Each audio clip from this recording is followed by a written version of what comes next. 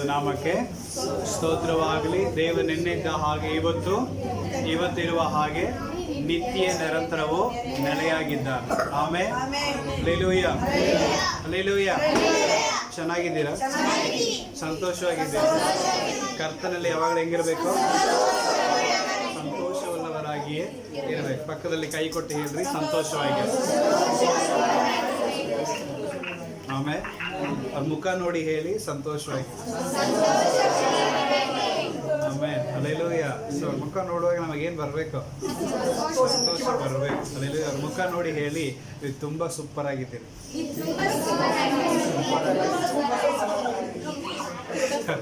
ಯಾರು ಕಂಪನಿ ಇಲ್ಲ. ಸೊ ದೇವರ ನಾಮಕ್ಕೆ ಸ್ತೋತ್ರವಾಗಿ. Hallelujah, hallelujah, hallelujah. So listen carefully. Amen.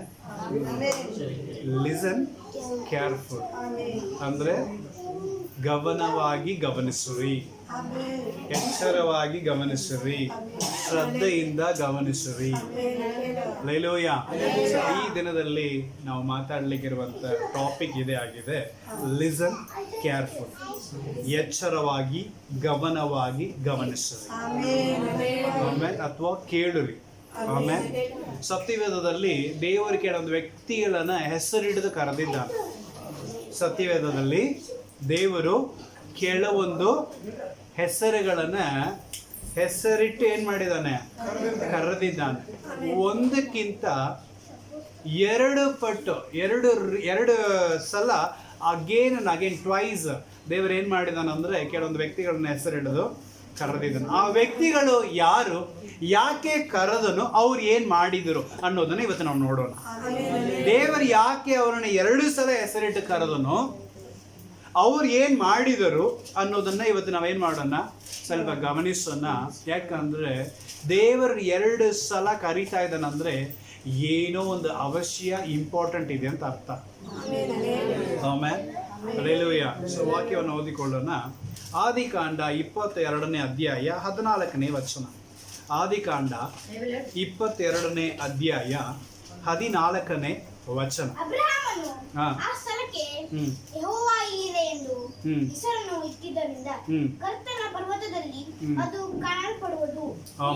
ಸಾಕು ಸಾಕು. ಸೊ ಅಬ್ರಹಾಮನು ಅವನಿಗೆ ಒಂದು ಹೆಸರನ್ನ ಕೊಟ್ಟಿದ್ದಾನೆ. 11ನೇ ವಚನ ಓದಿಕೊಳ್ಳೋಣ.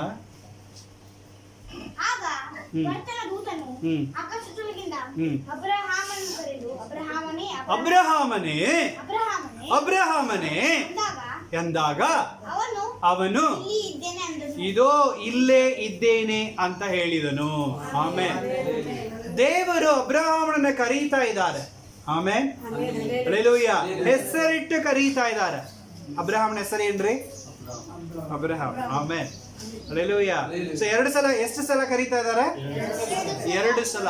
ಅಬ್ರಹಾಮನೇ, ಅಬ್ರಹಾಮನೇ ಎಂಬುದಾಗಿ ದೇವರು 2 ಸಲ ಅವನ್ನ ಕರೀತಾ ಇದ್ದಾರೆ. ಅದಕ್ಕೆ ಅವನ ರಿಪ್ಲೈ, ಅವನ ಉತ್ತರ ಏನಾಗಿತ್ತಂದ್ರೆ, ಈಗೋ ಇದ್ದೇನೆ. ದೇವರು ಕರೆಯುವಾಗ ಸಮರ್ಪಿಸುವ ಹೃದಯ ನಮಗಿರ್ಬೇಕು. ದೇವರು ಕರೆಯುವಾಗ ನಮ್ಮನ್ನು ಸಮರ್ಪಿಸುವಂತ ಹೃದಯ ನಮ್ಮಲ್ಲಿ ಇರಬೇಕು. ಈಗೋ ಇದ್ದೇನೆ ಅಂತ ಹೇಳುವಾಗ ದೇವರು ಅವನಿಗೆ ಮಾತಾಡ್ತಾ ಇದ್ದಾರೆ, ನಿನ್ನ ಮಗನ ಮೇಲೆ ಕೈಯನ್ನು ಹಾಕಬೇಡ. ನಿನ್ನ ಮಗನ ಮೇಲೆ ಏನ್ ಮಾಡಬೇಡ, ನೀನು ಕೈಯನ್ನ ಹಾಕಬೇಡ. ಯಾಕೆ ಅಂತ ಹೇಳಿದ್ರೆ ದೇವರು ಅವನಿಗೊಂದು ಪರೀಕ್ಷೆನೇ ಇಟ್ಟಿದ್ರು. ಆಮೇಲೆ ದೇವರು ಅವನಿಗೆ ಏನ್ ಮಾಡಿದ್ರು? ಒಂದು ಪರೀಕ್ಷೆನೇ ಇಟ್ಟಿದ್ರು. ಹಲ್ಲೆಲೂಯ. ಏನ್ ಪರೀಕ್ಷೆ? ನಮಗೆಲ್ಲ ತುಂಬಾ ಚೆನ್ನಾಗಿ ಗೊತ್ತಿದೆ. ಏನ್ ಪರೀಕ್ಷೆ ರೀ ಅದು? ಏನ್ ಪರೀಕ್ಷೆ ಏನದು? ಅವನ ಮಗನನ್ನ ದೇವರಿಗೆ ಏನ್ ಕೊಡಬೇಕು? ಬಲಿ ಕೊಡಬೇಕು. ಹಲ್ಲೆಲೂಯ. ಎಷ್ಟು ವರ್ಷಕ್ಕೆ ಅವನ ಮಗನನ್ನ ಹೆತ್ತಿದ್ದಾನೆ? ಅವನಿಗೆ 100 ವರ್ಷ ಇದ್ದಾಗ ಆ ಒಂದು ಮಗ ಸಿಕ್ಕಿದ್ದ ಅವನಿಗೆ. ಆಮೇಲೆ 100 ವರ್ಷದಲ್ಲಿ ಪ್ರಾರ್ಥನೆ ಮಾಡಿ ಎಷ್ಟೋ ದಿನಗಳ ತವಕದಿಂದ ಕಾದು ದೇವರ ವರವಾಗಿ ಸಿಕ್ಕಿದ ಮಗ ಅವನು. ಅವನ ಹೆಸರು ಈಸಾಕ. ಹಲ್ಲೆಲೂಯ. ಈಗ ದೇವರು ಏನ್ ಕೇಳ್ತಾ ಇದ್ದಾರೆ ಅಂದ್ರೆ, ನೀನೊಬ್ಬನೇ ಮಗನಾಗಿರುವಂತ ಈಸಾಕನ ಏನ್ ಮಾಡು, ನನಗೆ ನೀನು ಬಲಿ ಕೊಡು ಅಂತ ಹೇಳಿದಾಗ ಅವ ಏನ್ ಮಾಡ್ತಿದ್ನಂತೆ, ಬಲಿ ಕೊಡ್ಲಿಕ್ಕೆ ಎಲ್ಲ ತೆಗೆದುಕೊಂಡು ಹೋಗ್ತಾ ಇದ್ದಾನೆ. ಅವಾಗ ಮಗನ ಕೇಳ್ತಾ ಇದ್ದಾನೆ. ಸುಮಾರು ಒಂದು 10-15 ವರ್ಷದ ಮಗ ಅವ. ಆಮೇಲೆ 10-15 ವರ್ಷದ ಮಗ ಅವ. ಈಗ ಕರ್ಕೊಂಡು ಹೋಗ್ತಾ ಇದ್ದಾನೆ, ಕುದುರೆ ಮೇಲೆ ಕುಂದ್ರಿಸ್ಕೊಂಡು ಕಟ್ಟಿಗೆ ಎಲ್ಲ ತೆಗೆದುಕೊಂಡು ಹೋಗ್ತಾ ಇದ್ದಾನೆ. ಮಗನಿಗೆ ಗೊತ್ತಾಗ್ಬಿಟ್ಟೈತಿ, ಓ ನಮ್ಮ ಅಪ್ಪ ಬಳಿ ಕೊಡ್ಲಿಕ್ಕೆ ಹೋಗ್ತಾ ಇದ್ದಾನೆ. ಆಮೇಲೆ ನಮ್ಮ ಮಕ್ಕಳಿಗೆ ಚೆನ್ನಾಗಿ ಗೊತ್ತಿರುತ್ತೆ ನಾವು ಎಲ್ಲಿ ಹೋಗ್ತೀವಿ ಅಂತ. ನಾವು ಯಾವ ಡ್ರೆಸ್ ಹಾಕೊಂಡಿದ್ರೆ ಎಲ್ಲಿ ಹೋಗ್ತೀವಿ, ಯಾವ ಥರ ರೆಡಿ ಆಗಿದ್ರೆ ಎಲ್ಲಿ ಹೋಗ್ತೀವಿ ಅನ್ನೋದು, ನಾವು ಗಾಡಿ ತಗೊಂಡ್ರೆ ಎಲ್ಲಿ ಹೋಗ್ತೀವಿ, ನಡೆದು ಹೋಗಿದ್ರೆ ಎಲ್ಲಿ ಹೋಗ್ತೀವಿ ಅಂತೇಳಿ ನಮಗಿಂತ ನಮ್ಮ ಮಕ್ಕಳಿಗೆ ಏನಿರುತ್ತೆ ತುಂಬ ಚೆನ್ನಾಗಿ ಗೊತ್ತಿರುತ್ತೆ. ಅದಕ್ಕೆ ಮಗ ಕೇಳ್ತಾ ಇದ್ದಾನಪ್ಪ, ಬಳಿ ಕೊಡ್ಲಿಕ್ಕೆ ಹೋಗ್ತಾ ಇದ್ದೀವಲ್ಲ ನಾವು. ಅಪ್ಪ ಹೇಳಕತ್ತಾನ ಅಬ್ರಹಾಮ, ಹೌದು ಮಗ. ಅಯ್ಯೋ ಎಲ್ಲ ತಂದೀವಿ, ಒಂದು ಮರೆತು ಬಂದೀವಿ. ಏನದು? ಕುರಿನ ಮರೆತು ಬಂದ್ಬಿಟ್ಟಿವಿ. ಬಳಿ ಕೊಡ್ಲಿಕ್ಕೆ ಏನ್ ಬೇಕು? ಕುರಿ ಬೇಕು. ನಾವೇನ್ ಮಾಡ್ಬಿಟ್ಟಿವಿ? ತಂದಿಲ್ಲ ಅಂತೇಳಿ. ಕುರಿ ಎಲ್ಲಿ ಅಂತೇಳಿ ಮಗ ಕೇಳ್ತಾ ಇದ್ದಾನೆ. ಅದಕ್ಕೆ ಅಪ್ಪ ಒಂದು ಉತ್ತರ ಕೊಡ್ತಾ ಇದ್ದಾನೆ, ಅವನು ನೋಡ್ಕೊಳ್ತಾನೆ. ಆಮೇಲೆ ಯಾರು ನೋಡ್ಕೊಳ್ತಾನೆ? ಅವನ್ ನೋಡ್ಕೊಳ್ತಾನೆ ಅಂತ ಹೇಳಿ ಮಗನಿಗೆ ಸಮಾಧಾನ ಮಾಡ್ತಾ ಇದ್ದಾನೆ. ಯಾಕಂದ್ರೆ ನಾವು ಪ್ರೀತಿ ಮಾಡೋರ ಹತ್ರ ಕೆಲವೊಂದು ವಿಷಯಗಳನ್ನು ಹೇಳಲಿಕ್ಕೆ ಆಗೋದಿಲ್ಲ. ಅಲ್ಲೆಲ್ಲೂಯ್ಯ. ಅಬ್ರಹಾಮನು ತನ್ನ ಮಗನನ್ನು ಏನ್ ಮಾಡ್ತಿದ್ದಾನೆ? ಜಾಸ್ತಿ ಪ್ರೀತಿ ಮಾಡ್ತಾ ಇದ್ದಾನೆ. ಒಬ್ಬನೇ ಮಗ ಅಂತೇಳಿ ಜಾಸ್ತಿ ಪ್ರೀತಿ ಮಾಡ್ತಿದ್ದಾನೆ. ಈಗ ಆ ಮಗನ ಹತ್ರನೇ ಹೋಗಿ, ಇಲ್ಲಪ್ಪ ದೇವರು ನಿನ್ನನ್ನೇ ಬಲಿಯಾಗಿ ಕೊಡ್ಲಿಕ್ಕೆ ಹೇಳಿದಾನೆ, ನೀನೇ ಆ ಬಲಿ ಅಂತ ಹೇಳಲಿಕ್ಕೆ ಅವನಿಗೇನಿಲ್ಲ, ಮನಸ್ಸಿಲ್ಲ. ಹಂಗಾಗಿ ನಿಜವನ್ನ ಮುಚ್ಚಿಟ್ಟು ದೇವರು ನೋಡ್ಕೊಳ್ತಾನ ಮಗ ಅಂತ ಹೇಳಿ ಕರ್ಕೊಂಡು ಹೋಗ್ತಾ ಇದ್ದಾನೆ. ಅಲ್ಲೆಲ್ಲೂಯ್ಯ. ಕರೆದುಕೊಂಡು ಹೋಗ್ತಾ ಇದ್ದ, ಬಲಿನ ರೆಡಿ ಮಾಡಿದ. ಬಲಿಗೆ ಸಮರ್ಪಿಸಲಿಕ್ಕೆ ಅವನನ್ನು ಕೂಡ, ತನ್ನ ಮಗನನ್ನು ಕೂಡ ಅವನೇನ್ ಮಾಡಿದ? ಮಲಗಿಸಿದ. ಇನ್ನೇನು ಕಡಿಬೇಕು ಅಂತ ಹೇಳಿ ಅವನೇನ್ ಮಾಡ್ತಾ ಇದ್ದಾನೆ? ಆ ಒಂದು ಚಾಕುವನ್ನು ತಗೊಂಡು ಕಡಿಬೇಕಂತ ಹೋಗುವಾಗ ದೇವರ ಧ್ವನಿ ಅವನಿಗೆ ಬರ್ತಾ ಇದೆ, ದೇವರ ಶಬ್ದವು ಕೇಳ್ತಾ ಇದೆ. ಅಲ್ಲೆಲ್ಲೂಯ್ಯ. ಸೊ ಇನ್ನೇನು ಕಡಿಬೇಕು ಅನ್ನೋ ಟೈಮ್ ಬಂದು ಹಿಂಗೆ ತಗೊಂಡು ಹೋಗ್ತಾ ಇರುವಾಗ, ಏಯ್ ಅಬ್ರಹಾಮನೇ, ಅಬ್ರಹಾಮನೇ ಅಂತ ಹೇಳಿ ಕರೀತಾ ಇರುವಾಗ ಸಡನ್ ಆಗಿ ನಿಲ್ಲಿಸಿ, ಈಗೋ ಇದ್ದೀನಿ ಅಂತ ಹೇಳ್ತಾ ಇದ್ದಾರೆ. ಅಲ್ಲೆಲ್ಲೂಯ್ಯ. ಸಮ್ಟೈಮ್ಸ್ ನಾವು ದೇವರ ವಾಕ್ಯಗಳನ್ನು ಗಮನಿಸಬೇಕು. ಒಂದು ವೇಳೆ ಆ ಕೂಗು ಕೇಳಲಿಲ್ಲ ಅಂದ್ರೆ ಈಸಾಕ್ ಜೀವಂತವಾಗಿರಲಿಕ್ಕೆ ಸಾಧ್ಯ ಇಲ್ಲ. ಈಸಾಕ್ ಬದುಕಬೇಕಾಗಿತ್ತು, ಅದಕ್ಕೆ ಅವನ ದೇವರ ಸ್ವರವನ್ನ ಕೇಳಬೇಕಾಗಿತ್ತು. ಆಮೇಲೆ ಅವನ ಬೈಕಿಯಲ್ಲಿ ಹೋಗ್ತಾ ಇದ್ದಾನೆ. ದೇವರು ಇವಾಗ ಕರೀತಾನ, ಅವಾಗ ಕರೀತಾನೆ, ಇವಾಗ ಕರೀತಾನ, ಅವಾಗ ಕರೀತಾನೆ, ಇವಾಗ ಕರೀತಾನೆ, ಅವಾಗ ಕರೀತಾನೆ ಅಂತೇಳಿ ಆತುರದೊಂದಿಗೆ ಅವನೇನ್ ಮಾಡ್ತಿದ್ದಾನೆ? ಅಲ್ಲಿ ಕಾರ್ಯಗಳನ್ನು ಮಾಡ್ತಾ ಇದ್ದಾನೆ. ಹೆಂಗಾದ್ ಮಾಡಿ ನನ್ನ ದೇವರು ಕರೀಬಾರದಾ, ದೇವರನ್ನ ಕರೀಬಾರದಾ ಅಂತ ಹೇಳಿ ಆತುರದೊಂದಿಗೆ ಅವನೇನ್ ಮಾಡ್ತಿದ್ದಾನೆ? ಆ ಕೆಲಸಗಳನ್ನು ಮಾಡ್ತಾ ಇದ್ದಾನೆ. ಇನ್ನೇನು ಕರೀತಾನೋ ಇಲ್ವೋ ಗ್ಯಾರಂಟಿ ಇಲ್ಲ, ಆದ್ರೂ ದೇವರ ಕೆಲಸವನ್ನ ಮಾಡ್ಲಿಕ್ಕೆ ಅವನು ಮುಂದೆ ಹೋಗಿದ. ಆ ಒಂದು ಲಾಸ್ಟ್ ಮಿನಿಟ್, ಆ ಒಂದು ಕಡೆಯ ಕ್ಷಣದಲ್ಲಿ ದೇವರ ಸ್ವರ ಅವನಿಗೆ ಬರ್ತಾ ಇದೆ. ಅಲ್ಲಿ ದೇವರ ಕೆಲವೊಂದು ಇಂಪಾರ್ಟೆಂಟ್ ಆಗಿ ವಿಷಯಗಳನ್ನು ಹೇಳುವಾಗ 2 ಸಲ ಕರೀತಾನೆ. ಅಲ್ಲೆಲ್ಲೂಯ್ಯ. ಸೊ ಅಬ್ರಹಾಮನ್ನು ಎಷ್ಟು ಸಲ ಕರೆದಿದ್ರು? 2 ಸಲ ಕರೆದ. ಅಬ್ರಹಾಮನೇ, ಅಬ್ರಹಾಮನೇ, ಇಗೋ ಇದ್ದೀನಿ. ಕಡಿಬೇಡ ಅವನ್ನ ಕಡಿಬೇಡ. ಇಗೋ ನಿನಗೋಸ್ಕರ ಒಂದು ಕೊಂಬು ಇರುವಂತ ಕುರಿ ಏನಾಗಿದೆ ಅಲ್ಲಿ ಗಿಡದಲ್ಲಿ ಸಿಕ್ಕಾಕೊಂಡೈತಿ, ಅದನ್ನ ತಗೊಂಡು ಒಂದು ಬಲಿ ಕೊಡು ಅಂತ ಹೇಳಿದ. ಆಮೇಲೆ ನಮ್ಮ ಒಂದು ಅಗತ್ಯಗಳೇನಂತ ಯಾರು ಗೊತ್ತು? ದೇವರಿಗೆ ಗೊತ್ತು. ದೇವರು ಸಮ್ಟೈಮ್ಸ್ ನಮಗೆ ಪರೀಕ್ಷೆ ಮಾಡ್ತಾನೆ. ಯಾವ ತರ ಪರೀಕ್ಷೆ ಗೊತ್ತಾ? ನಮಗಿಷ್ಟವಾದದನ್ನ ನಾವು ಬಿಡ್ತೀವ ದೇವರಿಗಾಗಿ. ನನಗಿಷ್ಟವಾದದನ್ನ ದೇವರಿಗಾಗಿ ಕೊಡ್ಲಿಕ್ಕೆ ಮನಸ್ಸಿದೆಯಾ? ನನಗಿಷ್ಟವಾದದ್ದು ನಾವು ಬಿಟ್ಟು ಬಿಡ್ಲಿಕ್ಕೆ ಮನಸ್ಸಿದೆಯಾ ಅಂತ ಹೇಳಿ ದೇವರು ಸಮ್ಟೈಮ್ಸ್ ಏನ್ ಮಾಡ್ತಾ ಇರ್ತಾನೆ? ನಮಗೆ ಪರೀಕ್ಷೆ ಇಡುತ್ತಾನೆ. ಆ ಪರೀಕ್ಷೆಯಲ್ಲಿ ನಾವು ಪಾಸ್ ಆಗ್ಬೇಕಂದ್ರೆ ನಾವು ಬಿಡ್ಲಿಕ್ಕೆ ರೆಡಿ ಆಗ್ಬೇಕು. ಆಮೇಲೆ ಅಲ್ಲೆಲ್ಲೂಯ್ಯ. ಅರ್ಥ ಆಯ್ತಲ್ರಿ? ನಾವು ಬಿಡ್ಲಿಕ್ಕೆ ಏನಾಗ್ಬೇಕು? ರೆಡಿ ಆಗ್ಬೇಕು. ಆಮೇಲೆ ಅಲ್ಲೆಲ್ಲೂಯ್ಯ. ಸಮ್ಟೈಮ್ಸ್ ದೇವರು ಹಂಗೆ ಪರೀಕ್ಷೆ ಇಡುತ್ತಾನೆ. ದೇವರು ಏನ್ ಮಾಡ್ತಾನೆ? ನಮಗೆ ಪರೀಕ್ಷೆ ಇಡುತ್ತಾನೆ. ಅಲ್ಲೆಲ್ಲೂಯ್ಯ. ಸೊ ದೇವರು ಹೇಳ್ತಾನೆ ಇದನ್ನ ಅವ್ರು ಕೊಡು ಅಂತೇಳಿ, ಅವಾಗ ನಾವು ಕೊಟ್ಟು ಬಿಡಬೇಕು. ದೇವರು ಹೇಳ್ತಾನೆ ಅವ್ರನ್ನ ಬಿಟ್ಟು ಬಾ ಅಂತ ಹೇಳಿದ್ರೆ ಬಿಟ್ಟು ಬಂದು ಬಿಡ್ಬೇಕು. ದೇವರು ಹೇಳ್ತಾನೆ ಇವತ್ತು ಇದನ್ನ ನಾನು ಕೊಡು ಅಂದ್ರೆ ದೇವ್ರಿಗೆ ನಾವೇನ್ ಮಾಡಿಬಿಡ್ಬೇಕು? ಕೊಟ್ಟು ಬಿಡಬೇಕು. ಒಂದು ವೇಳೆ ನಾವು ಕೊಡ್ಲಿಕ್ಕೆ ಮನಸ್ಸು ಮಾಡಿದ್ರೆ ದೇವರು ಅದಕ್ಕಿಂತಲೂ ಉತ್ತಮವಾದದನ್ನು ದೇವರು ನಮಗೆ ಕೊಡ್ಲಿಕ್ಕಿದ್ದಾನೆ. ಅಲ್ಲೆಲ್ಲೂಯ್ಯ. ಸೊ ನಮಗೆ ಇಷ್ಟವಾದ ಅಂದ್ರೆ ದೇವರಿಗಿಂತ ಅಧಿಕವಾಗಿ ನಾವು ಹಚ್ಕೊಂಡಿದ್ದೀವಾ ಅಂತ ಯೋಚನೆ ಮಾಡ್ತಾನೆ. ಸಮ್ಟೈಮ್ಸ್ ಅನಾರೋಗ್ಯಗಳು ಬರಲಿಕ್ಕೆ, ತೊಂದರೆಗಳು ಬರಲಿಕ್ಕೆ ಕಾರಣನೂ ಅದೇ. ದೇವರಿಗಿಂತ ಅಧಿಕವಾಗಿ ನಾವೇನು ಮಾಡಿರ್ತೇವೆ? ಬೇರೆಯವರಿಗೆ ಇಂಪಾರ್ಟೆನ್ಸ್ ಕೊಟ್ಟಿರ್ತೀವಲ್ಲ, ಅದಕ್ಕೆ ಅವರಿಂದ ನಮಗೆ ಜಾಸ್ತಿ ನೋವಾಗೋದು. ಆಮೇಲೆ ಅದಕ್ಕೆ ದೇವರು ಹೇಳ್ತಾ ಇದ್ದಾನೆ, ನನ್ನನ್ನು ಹೊರತು ನಮಗೆ ಬೇರೆ ದೇವರುಗಳು ಇರಲಾರದು. ಆಮೇಲೆ ಅಲ್ಲೆಲ್ಲೂಯ್ಯ, ನನ್ನ ನಂಬ್ರಿ, ಅಲ್ಲೆಲ್ಲೂಯ್ಯ ಅಂತ ಹೇಳಿ ದೇವ್ರು ಯಾಕೆ ಹೇಳ್ತಾ ಇದ್ದಾನೆ ಅಂದ್ರೆ, ಇದಕ್ಕೆ ನಾವು ದೇವರಿಗಿಂತ ಜಾಸ್ತಿ ಯಾರನ್ನು ಏನು ಮಾಡಬಾರ್ದು, ಹಚ್ಕೋಬಾರ್ದು. ದೇವರಿಗಿಂತ ಜಾಸ್ತಿ ಗಂಡನ, ದೇವರಿಗಿಂತ ಜಾಸ್ತಿ ಹೆಂಡತಿ, ದೇವರಿಗಿಂತ ಜಾಸ್ತಿ ಕೆಲಸ, ದೇವರಿಗಿಂತ ಜಾಸ್ತಿ ಮಕ್ಕಳು, ದೇವರಿಗಿಂತ ಜಾಸ್ತಿ ಫ್ರೆಂಡ್ಶಿಪ್ ಅಂತ ಒಂದು ವೇಳೆ ನಾವು ದೇವರಿಗಿಂತ ಅಧಿಕವಾಗಿ ಬೇರೆ ಯಾವುದೋ ಕೆಲಸದಲ್ಲಿ ಇದ್ದೀವಿ ಅಂದ್ರೆ ದೇವರಿಗೆ ಇಷ್ಟ ಆಗೋದಿಲ್ಲ.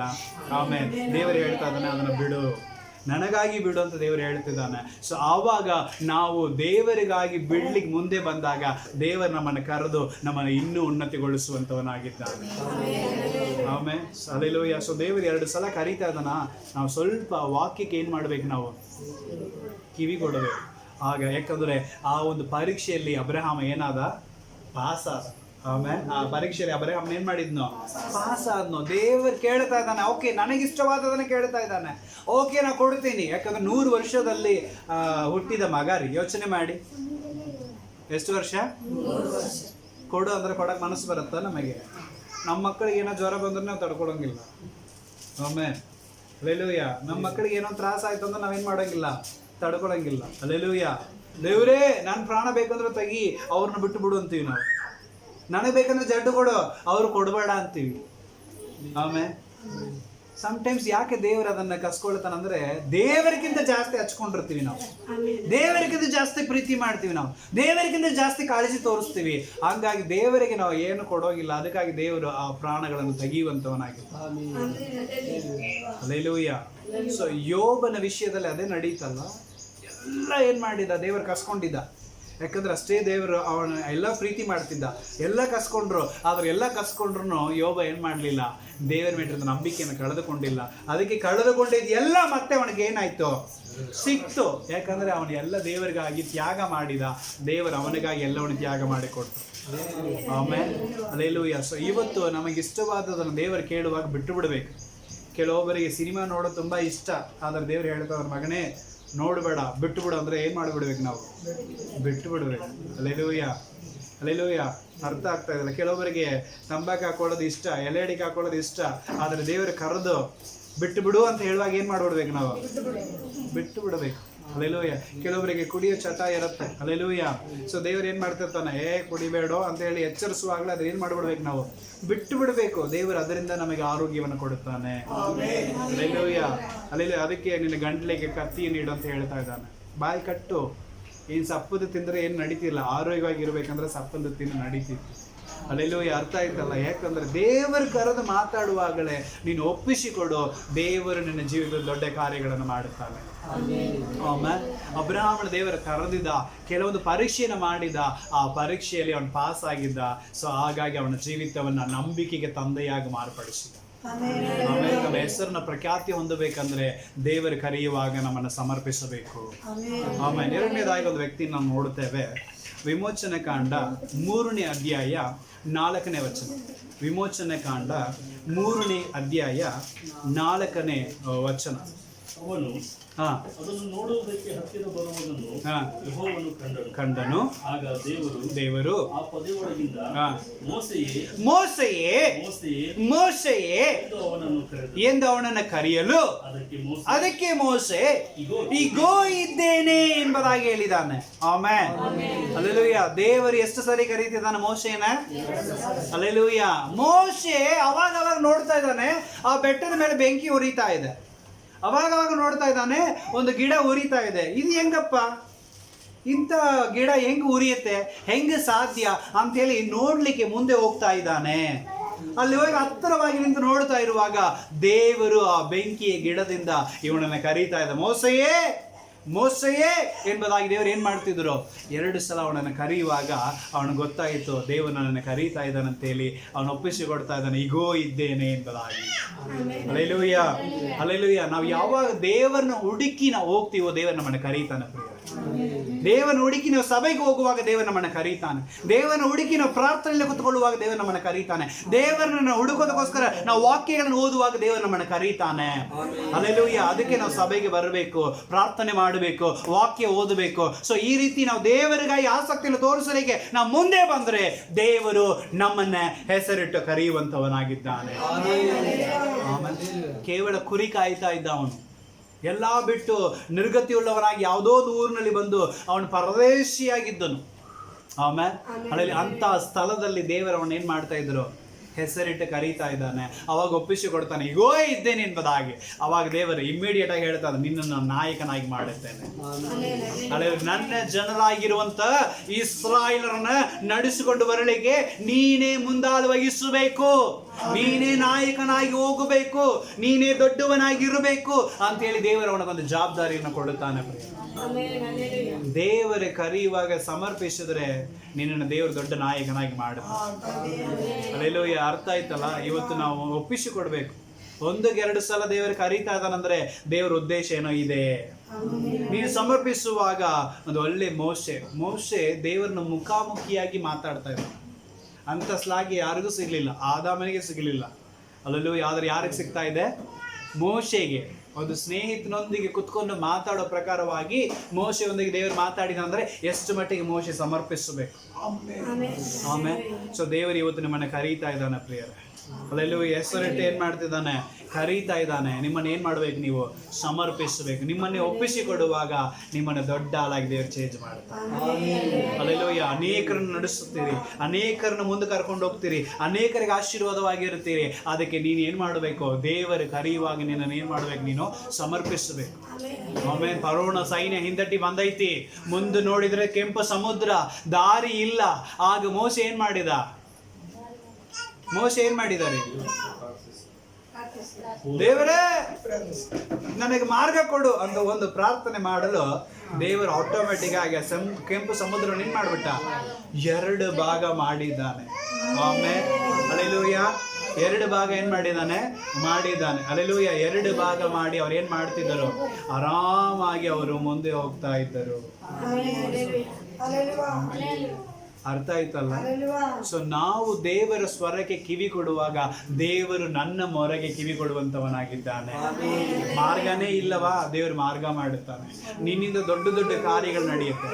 ಕೆಂಪು ಸಮುದ್ರ 2 ಭಾಗ ಆಗುತ್ತೆ. ನೀನು ಬಂಡೆ ಹೊಡೆದ್ರೆ ನೀರು ಸಿಗತ್ತೆ. ಕಹಿಯಾದ ನೀರನ್ನು ಏನ್ ಮಾಡ್ತೀನಿ? ನೀನು ಸಿಹಿಯಾಗಿ ಮಾಡುತ್ತೇನೆ. ನೀನು ಪ್ರಾರ್ಥನೆ ಮಾಡಿದ್ರೆ ದೇವರ ಲಾವಕಿಗಳನ್ನು ಕೊಡುತ್ತಾನೆ. ನೀನು ಪ್ರಾರ್ಥನೆ ಮಾಡಿದ್ರೆ ದೇವ ದೂತರುಗಳು ಊಟ ಮಾಡುವಂತ ಮನ್ನವನ್ನು ದೇವರ ಆಕಾಶದಿಂದ ಸುರಿಸುತ್ತಾನೆ. ಹಲ್ಲೆಲೂಯಾ. ಅದಕ್ಕೊಂದೇ ಒಂದು ದೇವರ ಕರೆಯುವಾಗ ಸಮರ್ಪಣೆ ಬೇಕು. ಹಲ್ಲೆಲೂಯಾ. ಯಾಕಂದ್ರೆ ನಾನು ಅಷ್ಟು ಜಲ್ದಿ ನಾನು ಯಾವುದೇ ಕೂಟಗಳಿಗೆ ನಿಮಗೆ ಪ್ರೋತ್ಸಾಹ ಮಾಡೋದಿಲ್ಲ. ಎಲ್ಲಾ ಕೂಟಕ್ಕೂ ನಿಮ್ಮನ್ನ ಕರ್ಕೊಂಡು ಹೋಗೋಂಗಿಲ್ಲ. ಹಲ್ಲೆಲೂಯಾ. ನಾನು ಏನೋ ಒಂದು ಕೆಲವೊಂದು ಕೂಟಗಳಿಗೆ ಕರೀತಾ ಇದ್ದೀನಿ, ಅಥವಾ ನಾನು ಯಾವುದೋ ಒಂದು ಕೆಲವೊಂದು ವಿಷಯಗಳಿಗೆ ನಿಮಗೆ ಪ್ರೋತ್ಸಾಹ ಮಾಡ್ತಾ ಇದ್ದೇನೆ ಅಂದ್ರೆ ಅದು ಏನೋ ದೇವರ ಉದ್ದೇಶ ನಿಮ್ಮಲ್ಲಿ ಇದ್ದಿದ್ದಕ್ಕೋಸ್ಕರ ಮಾತ್ರ ಪ್ರಿಯರೇ. ಕರೆಯುವಾಗ ನಮ್ಮನ್ನ ಏನ್ ಮಾಡ್ಬೇಕು? ನಾವು ಸಮರ್ಪಿಸಬೇಕು. 1-2 ಸಲ ಒತ್ತಾಯ ಮಾಡ್ತಾ ಇದ್ದಾರಂದ್ರೆ ಏನೋ ಒಂದು ಉದ್ದೇಶ ಇದೆ. ದೇವರು ಕರೀತಾ ಇದ್ದಾನೆ, ನನ್ನನ್ನು ಸಮರ್ಪಿಸಬೇಕಂತ ಒಂದು ಉಜ್ಜೀವನ ನಮ್ಮಲ್ಲಿ ಬಂದರೆ ಮಾತ್ರ ದೇವರು ನಿನ್ನ ಮುಂದಿನ ದಿನಗಳಲ್ಲಿ ನಾಯಕನಾಗಿ ಇಡುತ್ತಾನೆ. ನೀನು ಪ್ರಾರ್ಥನೆ ಮಾಡಿದ ದೊಡ್ಡ ಕಾರ್ಯಗಳು ನಡೆಯುತ್ತೆ. ಅದಕ್ಕೆ ಸಮರ್ಪಣೆ ಬೇಕು. ಹಲ್ಲೆಲೂಯಾ. ಸೊ ದೇವರು ಕರೆಯುವಾಗ ನಮ್ಮನ್ನ ಏನ್ ಮಾಡ್ಬೇಕು? ನಾವು ಸಮರ್ಪಿಸಬೇಕು. ಆಮೇಲೆ ಸಮರ್ಪಿಸುವಾಗ ದೇವರು ದೊಡ್ಡ ಕಾರ್ಯಗಳನ್ನು ಮಾಡುತ್ತಾನೆ. ಆಮೇಲೆ ಹಲ್ಲೆಲೂಯಾ. ವಾಕ್ಯಗಳನ್ನು ಓದಿಕೊಳ್ಳೋಣ. ಆದಿಕಾಂಡ 46ನೇ ಅಧ್ಯಾಯ 2ನೇ ವಚನ. ಆದಿಕಾಂಡ 46ನೇ ಅಧ್ಯಾಯ 2ನೇ ವಚನ. ದೇವರು ಇಸ್ರಾಯೇಲನಿಗೆ ರಾತ್ರಿ ದರ್ಶನದಲ್ಲಿ ಮಾತನಾಡಿ ಯಾಕೋಬನೇ ಅಂದನು. ಅದಕ್ಕೆ ಅವನು ಈಗೋ ಇದ್ದೇನೆ ಅಂದನು. ಆಮೇನ್. ನೋಡ್ರಿ, ಈ ಒಂದು ವಾಕ್ಯಗಳನ್ನ ಗಮನಿಸುವಾಗ ದೇವರು ಯಾರನ್ನೆಲ್ಲ ಕರೀತಾರೋ ಅವರೆಲ್ಲರೂ ತಕ್ಷಣ ಸಮರ್ಪಿಸ್ತಾ ಇದ್ದಾರೆ. ಆಮೇಲೆ ದೇವರು ಕರೆಯುವಾಗ ತಕ್ಷಣ ಏನ್ ಮಾಡ್ತಾ ಇದ್ದಾರೆ? ಅವರು ಸಮರ್ಪಿಸ್ತಾರೆ. ಈಗೋ ಇದ್ದೀನಿ. ಆಮೇಲೆ ಈಗ ಯಾಕೋಬನಿಗೆ ದೇವರ ಕರೆ ಬರ್ತಾ ಇದೆ. ಅವನು ರಾತ್ರಿ ಮಲಗಿಕೊಂಡಿದ್ದಾನೆ, ಎಲ್ಲ ಬಿಟ್ಟು ಓಡಿ ಬಂದಿದ್ದಾನೆ. ಈಗ ಏನು ಮಾಡಬೇಕು ಗೊತ್ತಿಲ್ಲ. ಅಲ್ಲಿ ಮಲಗಿಕೊಂಡಿರುವಾಗ ದೇವರ ದರ್ಶನದಲ್ಲಿ ಅವನಿಗೆ ಕರೀತಾ ಇದ್ದಾನೆ, ಯಾಕೋಬೇ ಯಾಕೋಬೇ ಅಂತ ಹೇಳಿ ದೇವರು ಏನ್ ಮಾಡ್ತಿದ್ದಾರೆ, ಕರೀತಾ ಇದ್ದಾರೆ. ಆ ಕನಸಿನಲ್ಲಿ ಕೂಡ, ಆ ದರ್ಶನದಲ್ಲಿ ಕೂಡ ಅವನು ಏನ್ ಮಾಡ್ತಿದ್ದಾನೆ, ಈಗೋ ಇದ್ದೀನಿ ಅಂತ ಹೇಳಿ ಒಪ್ಪಿಸಿಕೊಡ್ತಾ ಇದ್ದಾನೆ. ಆಮೇಲೆ ದೇವರು ಯಾವಾಗ ಕರೀತಾನಂತ ಗೊತ್ತಿಲ್ಲ. ಈಗ ಪ್ರಸಂಗ ಮಾಡ್ತಾ ಇರುವಾಗ ಕರೀಬೋದು, ವಾಕ್ಯ ಓದ್ತಾ ಇರುವಾಗ ಕರೀಬೋದು, ಪ್ರಾರ್ಥನೆ ಮಾಡುವಾಗ ಕರೀಬೋದು, ನೀವು ಮಲಗಿದ್ದ ಇರುವಾಗ ಕನಸಿನಲ್ಲಿ ಕೂಡ ದೇವರು ಏನು ಮಾಡ್ಬೋದು, ನಿನ್ನನ್ನು ಕರೀಬೋದು. ದೇವರು ನಿನ್ನನ್ನು ಹೆಸರಿಟ್ಟು ಯಾವಾಗ ಕರೀತಾನೋ ಅವಾಗ ನಿನ್ನನ್ನು ಏನು ಮಾಡಿ, ನೀನು ಸಮರ್ಪಿಸು. ಈಗೋ ಇದ್ದೀನಿ, ಏನು ಮಾಡ್ಬೇಕಂತ ಹೇಳಿ ಏನು ಮಾಡ್ರಿ, ನೀವು ಸಮರ್ಪಿಸ್ರಿ. ಆಗ ದೇವರು ದೊಡ್ಡ ಕಾರ್ಯಗಳನ್ನು ಮಾಡುವಂತವನಾಗಿದ್ದಾನೆ. Hallelujah, hallelujah. ಯಾಕಂದ್ರೆ ವಾಕ್ಯದಲ್ಲಿ ನಾವು ನೋಡ್ತಾ ಇದ್ದೇವೆ, ಅವನಿಗೆ ದೇವರು ವಾಗ್ದಾನ ಕೊಡ್ತಾ ಇದ್ದಾನೆ, ನಿನ್ನನ್ನ ದೇಶಗಳಿಗೆ, ಅನೇಕ ಜಾತಿಗಳಿಗೆ, ಗೋತ್ರಗಳಿಗೆ ನಿನ್ನನ್ನು ತಂದೆಯಾಗಿ ನಾನು ಮಾರ್ಪಡಿಸುತ್ತೇನೆ ಎಂಬುದಾಗಿ. ಹಲ್ಲೆಲೂಯಾ. ಯಾವಾಗ ಸಮರ್ಪಿಸುತ್ತೀವೋ ನಮಗೊಂದು ಒಳ್ಳೆ ಸ್ಥಾನ ಸಿಗತ್ತೆ. ಆಮೇಲೆ ಯಾಕೋಬ ಅಂದ್ರೆ ಇಸ್ರೇಲ ಎಂಬುದಾಗಿ ಅರ್ಥ. ಹಲ್ಲೆಲೂಯಾ. ಒಂದು ದೇಶದ ಹೆಸರು ಅವನಿಗೆ ಕೊಡಲ್ಪಟ್ಟಿದೆ. ಹಲ್ಲೆಲೂಯಾ. ಈಗಲೂ ಇಸ್ರೇಲ್ ದೇಶ ಅಂದ್ರೆ ಒಂದು ಒಳ್ಳೆ ಬಲವಾಗಿರುವಂತ ದೇಶ. ನೋಡ್ಲಿಕ್ಕೆ ಚಿಕ್ಕದು, ನೋಡ್ಲಿಕ್ಕೆ ಅದು ತುಂಬಾ ಚಿಕ್ಕದು, ಆದ್ರೆ ತುಂಬಾ ಬಲಿಷ್ಠವಾದ ದೇಶವಾಗಿದೆ. ಆಮೇಲೆ ಅದರಲ್ಲೂ ಎಲ್ಲಾ ವಿಷಯದಲ್ಲಿ ಅದು ಮುಂದಾಳು ವಹಿಸ್ತಾ ಇರುತ್ತೆ. ಅಲ್ಲೆಲ್ಲೂ ಯಾಕಂದ್ರೆ ಕರೆಯುವಾಗ ಆ ಇಸ್ರೇಲ್ ಅಂತ ಹೆಸರುಗೊಂಡ ಯಾಕೋಬ ಏನ್ ಮಾಡಿದ, ಸಮರ್ಪಿಸಿದ. ಹಾಗಾಗಿ ಅವನನ್ನ ಒಂದು ದೇಶವಾಗಿ ದೇವರು ಮಾರ್ಪಡಿಸಿದರು. ಇವತ್ತು ದೇವರು ನಮ್ಮನ್ನು ದೊಡ್ಡ ಜನಾಂಗವಾಗಿ ಮಾಡಬೇಕು, ನಮ್ಮ ಹೆಸರನ್ನ ಪ್ರಖ್ಯಾತಿ ಪಡಿಸಬೇಕು, ನಾವು ಅನೇಕರಿಗೆ ತಂದೆಗಳಾಗಿರ್ಬೇಕಂತ ಹೇಳಿದ್ರೆ ದೇವರು ಕರೆಯುವಾಗಲೇ ನಮ್ಮನ್ನು ಏನ್ ಮಾಡ್ಬೇಕು, ನಾವು ಸಮರ್ಪಿಸಬೇಕ್ರಿ. ಆಮೇಲೆ ಅಲ್ಲೂಯ್ಯ, ಯಾವರೆಲ್ಲ ದೇವರು ಕರೆಯುವಾಗಿ ಸಮರ್ಪಿಸುತ್ತಾರೋ ದೇವರು ಅವ್ರ ಮೂಲಕವಾಗಿ ದೊಡ್ಡ ಜನಾಂಗಗಳನ್ನ ಎಬ್ಬಿಸುತ್ತಾರೆ. ಅಲ್ಲೆಲೂಯ್ಯ. ನಿನ್ನ ಊರಿನಲ್ಲಿ ನಿನ್ನ ದೊಡ್ಡ ದೊಡ್ಡ ಜನಾಂಗಗಳನ್ನ ದೇವರು ಏನ್ ಮಾಡ್ತಾನೆ, ಎಬ್ಬಿಸುತ್ತಾನೆ. ಅದಕ್ಕೊಂದೇ ಒಂದು ಏನ್ ಮಾಡ್ಬೇಕು, ನೀನು ಕರೆಯುವಾಗ ಸಮರ್ಪಿಸಬೇಕು. ಆಮೇಲೆ ಇನ್ನೊಂದು ವ್ಯಕ್ತಿಯನ್ನು ಕೂಡ ನಾವು ನೋಡಿಕೊಳ್ಳೋಣ. 1ನೇ ಸಮುವೇಲನ ಪುಸ್ತಕ 3ನೇ ಅಧ್ಯಾಯ 10ನೇ ವಚನ. 1ನೇ ಸಮುವೇಲನ ಪುಸ್ತಕ 3ನೇ ಅಧ್ಯಾಯ 10ನೇ ವಚನ. ಬಂದು ನಿಂತು ಮೊದಲಿನ ಹಾಗೆಯೇ ಸಮುವೇಲನೇ ಎಂದು ಕರೆದನು. ಅದಕ್ಕೆ ಸಮುವೇಲನು, ಮಾತನಾಡು, ನಿನ್ನ ದಾಸನು ಕೇಳುತ್ತೇನೆ. ಆಮೇಲೆ ಹಲ್ಲೆಲೂಯಾ. ದೇವರು ಯಾರನ್ನ ಕರೀತಾ ಇದ್ದಾರೆ, ಯಾರನ್ನ ಕರೀತಾ ಇದ್ದಾರೆ, ಯಾರನ್ನ ಕರೀತಾ ಇದ್ದಾರೆ. ಆಮೇಲೆ ಇನ್ನು ಸಮುವೇಲ ಚಿಕ್ಕ ಹುಡುಗ, 10-11 ವರ್ಷದ ಹುಡುಗ ಅವನು. ಹಲ್ಲೆಲೂಯಾ. ಆ ಹುಡುಗನನ್ನು ದೇವರು ಏನ್ ಮಾಡ್ತಿದ್ದಾರೆ, ಕರೀತಾ ಇದ್ದಾರೆ. ಹಲ್ಲೆಲೂಯಾ. ಸಮುವೇಲೆ ಅಂತ ಹೇಳಿ ಕರೆಯುವಾಗ ಅವನು ಹೇಳ್ತಿದ್ದಾನೆ, ಸ್ವಾಮಿ ಇದ್ದೀನಿ, ಮಾತಾಡ್ರಿ, ಕೇಳ್ತೀನಿ ಅಂತ ಹೇಳಿ ಒಪ್ಪಿಸಿಕೊಡ್ತಾನೆ ನಾವು ಹುಡುಗ. ಆಮೇಲೆ ಹಲ್ಲೆಲೂಯಾ. ದೇವರು ಕರೆಯುವಾಗ ಸಣ್ಣ ಹುಡುಗ ಏನ್ ಮಾಡಿದಂದ್ರೆ ಒಪ್ಪಿಸಿಕೊಟ್ಟ, ಮಾತಾಡ್ರಿ ಸ್ವಾಮಿ, ಕೇಳ್ತೀನಿ ಅಂತ ಹೇಳಿ. ಹಲ್ಲೆಲೂಯಾ. ಅವ ಜಸ್ಟ್ ಮಾಡ್ಕೊಂಡಿದ್ದಾನ್ರಿ. ಇದು 4ನೇ ಸಾರಿ ಕರೆಯೋದು ಅವನಿಗೆ. ಫಸ್ಟ್ ದೇವರು ಕರೆದ್ರು, ಸಂವೇಲೆ ಅಂತ. ಅಯ್ಯ ಕರೀತಿದ್ದಾರೆ, ಪಾಸ್ವಯ್ಯ ಕರೀತಿದ್ದಾರೆ ಅಂತ ಹೇಳಿ ಓಡಿ ಹೋಗ್ತಾ ಇದ್ದ. ಅಯ್ಯ ಕರೆದ್ರ, ಇಲ್ಲಪ್ಪ ನಾ ಕರೀಲಿಲ್ಲ, ಹೋಗಿ ಮಲ್ಕೋ. ಮತ್ತೆ ಹೋಗಿ ಮಕ್ಕೊಂಡ. 2ನೇ ಸಲನು ಧ್ವನಿ ಬರ್ತಾ ಇದೆ, ಸಂವೇಲ ಓಡಿ ಬರ್ತಾ ಇದ್ದಾನೆ. ಅಯ್ಯ ಮತ್ತೆ ಕರೆದ್ರ, ಇಲ್ಲೋ, ಹೋಗಿ ಮಲಗು. 3ನೇ ಸಾರಿನೂ ದೇವ್ರ ಧ್ವನಿ ಬರ್ತಾ ಇದೆ, ಸಂವೇಲೆ ಅಂತೇಳಿ. ಅವಾಗ ಓಡಿ ಹೋಗಿ, ಅಯ್ಯ ಈಗಲದೇನ ಕರೆದ್ರ ಅಂತ. ಅವಾಗ ಆ ಸೇವಕನಿಗೆ ಗೊತ್ತಾಯ್ತು, ದೇವರನ್ನ ಕರೀತಾ ಇದ್ದಾರೆ. ಹಲ್ಲೆಲೂಯಾ. ಅದಕ್ಕೆ ಅವನ ಸೇವಕ ಹೇಳ್ತಾ ಇದ್ದಾನೆ, ಮಗನೇ, ಇನ್ನೊಂದ್ಸಲ ಆ ಥರ ಧ್ವನಿ ಕೇಳಿದ್ರೆ ನೀ ಎಲ್ಲಿ ಇರ್ತೀಯೋ ಅಲ್ಲೇ ಗೊತ್ಕೊಂಡು ನೀವು ಮಾತಾಡ್ರಿ, ಕೇಳ್ತೀನಿ ಅಂತ ಕೇಳ್ಕೊ, ದೇವ್ರು ಮಾತಾಡ್ತಾನೆ. ಹಲ್ಲೆಲೂಯಾ ಅಂತ ಹೇಳಿ ಸೇವಕ ಹೇಳಿ ಕಳಿಸಿದ.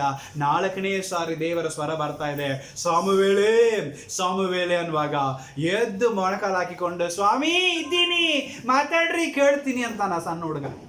ಆಮೇಲೆ ಹಲ್ಲೆಲೂಯಾ. ಆಗ ದೇವರು ಅವನಿಗೆ ಅನೇಕ ದರ್ಶನಗಳನ್ನ, ಪ್ರವಾದನೆಗಳನ್ನ ತೋರಿಸ್ತಾ ಇದ್ದಾನೆ. ನೋಡ್ರಿ, ಸೇವಕರಿಗೆ ತೋರಿಸ್ಲಿಲ್ಲ, ದೊಡ್ಡ ಸೇವಕ ಅವನಿಗೆ ತೋರಿಸಲಿಲ್ಲ ದರ್ಶನ, ಪ್ರವಾದನೆ. ಈ ಸಣ್ಣ ಹುಡುಗನಿಗೆ ದೇವರು ಏನ್ ಮಾಡ್ತಿದ್ದಾರೆ, ತೋರಿಸ್ತಾ ಇದ್ದಾರೆ. ಅಂದ್ರೆ ದೇವರಿಗೆ ಚಿಕ್ಕ ಮಕ್ಕಳು ಬೇಕಾಗಿದ್ದಾರೆ.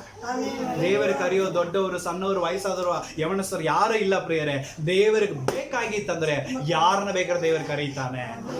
ದೇವರು ಕರೆಯುವಾಗ ಒಂದೇ ಒಂದು ನಾವು ಮಾಡಬೇಕು, ನಮ್ಮನ್ನು ನಾವು ಸಮರ್ಪಿಸಬೇಕು.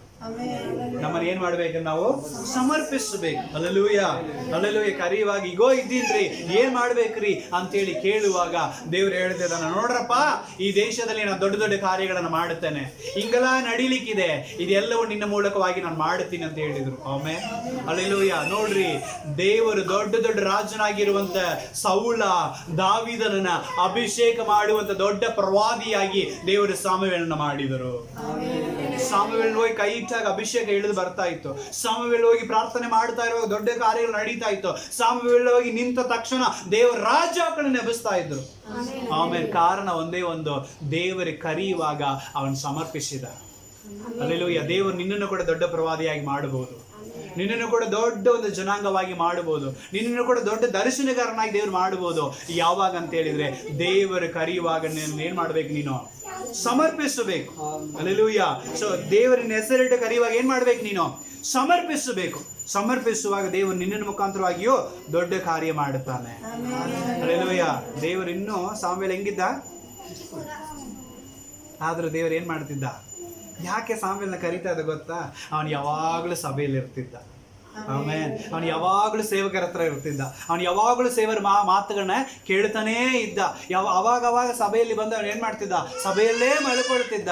ಹಾಗಾಗಿ ಅವನ ಆಸಕ್ತಿನ ನೋಡಿ ದೇವರು ಅವನನ್ನ ಕರೆದಿದ್ದರು. ಇವಾಗ ನಾವು ಸಭೆಯೊಂದಿಗೆ ಅನ್ಯೂನ್ಯವಾಗಿ ಎಷ್ಟು ಮಟ್ಟಿಗೆ ಇರ್ತೀವೋ ಅಷ್ಟು ಮಟ್ಟಿಗೆ ದೇವರು ನಮ್ಮ ಸಂಗಡ ಮಾತಾಡ್ತಾನೆ ಪ್ರಿಯ. ಹಲ್ಲೆಲೂಯಾ. ಸೊ ನಮ್ಮನ್ನ ಏನ್ ಮಾಡ್ಬೇಕು? ನಾವು ದೇವರು ಕರೆಯುವಾಗ ಒಪ್ಪಿಸಿಕೊಡ್ಬೇಕು. ಹಲ್ಲೆಲೂಯಾ. ಅವನು ದೇವರು ಕರೆದ ತಕ್ಷಣ ಅವನು ಯಾರ ಹತ್ರ ಓಡಿ ಹೋದ? ಯಾರ ಹತ್ರ ಓಡಿ ಹೋಗದ? ಸೇವಕರು ಕರೆದ್ರ ಅಷ್ಟು ಮಟ್ಟಿಗೆ ಸೇವಕರೊಂದಿಗೆ ಅವನು ಹೆಂಗಿದ್ದ? ಅವನು ಅನ್ಯೂನ್ಯತೆವಾಗಿದ್ದ. ಹಲ್ಲೆಲೂಯಾ. ಸೊ ನಾವು ಸಭೆಯೊಂದಿಗೆ ಸೇವಕರೊಂದಿಗೆ ಅನ್ಯೂನ್ಯವಾಗಿರುವಾಗ ದೇವರು ಅದರ ಮೂಲಕವಾಗಿ ಕೂಡ ದೇವರು ಏನ್ ಮಾಡ್ತಾನೆ? ನಮ್ಮನ್ನು ಕರೆದು ದೊಡ್ಡ ಜವಾಬ್ದಾರಿಯನ್ನು ಕೊಡುತ್ತಾನೆ. Amen, hallelujah. ಸೊ ಕರೆಯುವಾಗ ಏನ್ ಮಾಡ್ಬೇಕು? ನಾವು ಒಪ್ಪಿಸಿಕೊಡಬೇಕು, ಸಮರ್ಪಿಸಬೇಕು. ಈಗ ಸಾಮುವೇಲ್ ದೊಡ್ಡ ಪ್ರವಾದಿ. ಆಮೇಲೆ ಸಾಮುವೇಲ್ ಏನಾಗ್ಯಾನ? ದೊಡ್ಡ, ಅವನಂತ ಪ್ರವಾದಿ ಯಾರು ಇಲ್ಲ, ಅಂತ ದೊಡ್ಡ ಪ್ರವಾದಿ ಆಗಿದ್ದ. ಒಂದು ರಾಜ್ಯವನ್ನು ಅಭಿಷೇಕ ಮಾಡೋ ಮಟ್ಟಿಗೆ ಅವನೇನಾದ? ಪ್ರವಾದಿ ಆಗಿದ್ದಾನೆ. ಆಮೇಲೆ ಅರ್ಥ ಆಯ್ತಲ್ಲ? ಇವತ್ತು ನಮ್ಮನ್ನು ದೇವರು ಅದೇ ರೀತಿ ಏನ್ ಮಾಡ್ತಾನೆ? ಉಪಯೋಗಿಸ್ತಾನೆ. ನಮ್ಮನ್ನು ನಾವು ಒಪ್ಪಿಸಿಕೊಟ್ರೆ. ನಾವು 5ನೇದಾಗಿ ನಾವು ನೋಡ್ತಾ ಇದ್ದೇವೆ ಲೂಕನ ಪುಸ್ತಕ 10ನೇ ಅಧ್ಯಾಯ 41ನೇ ವಚನ. ಲೂಕನ ಪುಸ್ತಕ 10ನೇ ಅಧ್ಯಾಯ 41ನೇ ವಚನ. ಆದರೆ ಕರ್ತನು ಆಕೆಗೆ ಮಾರ್ತಳೆ,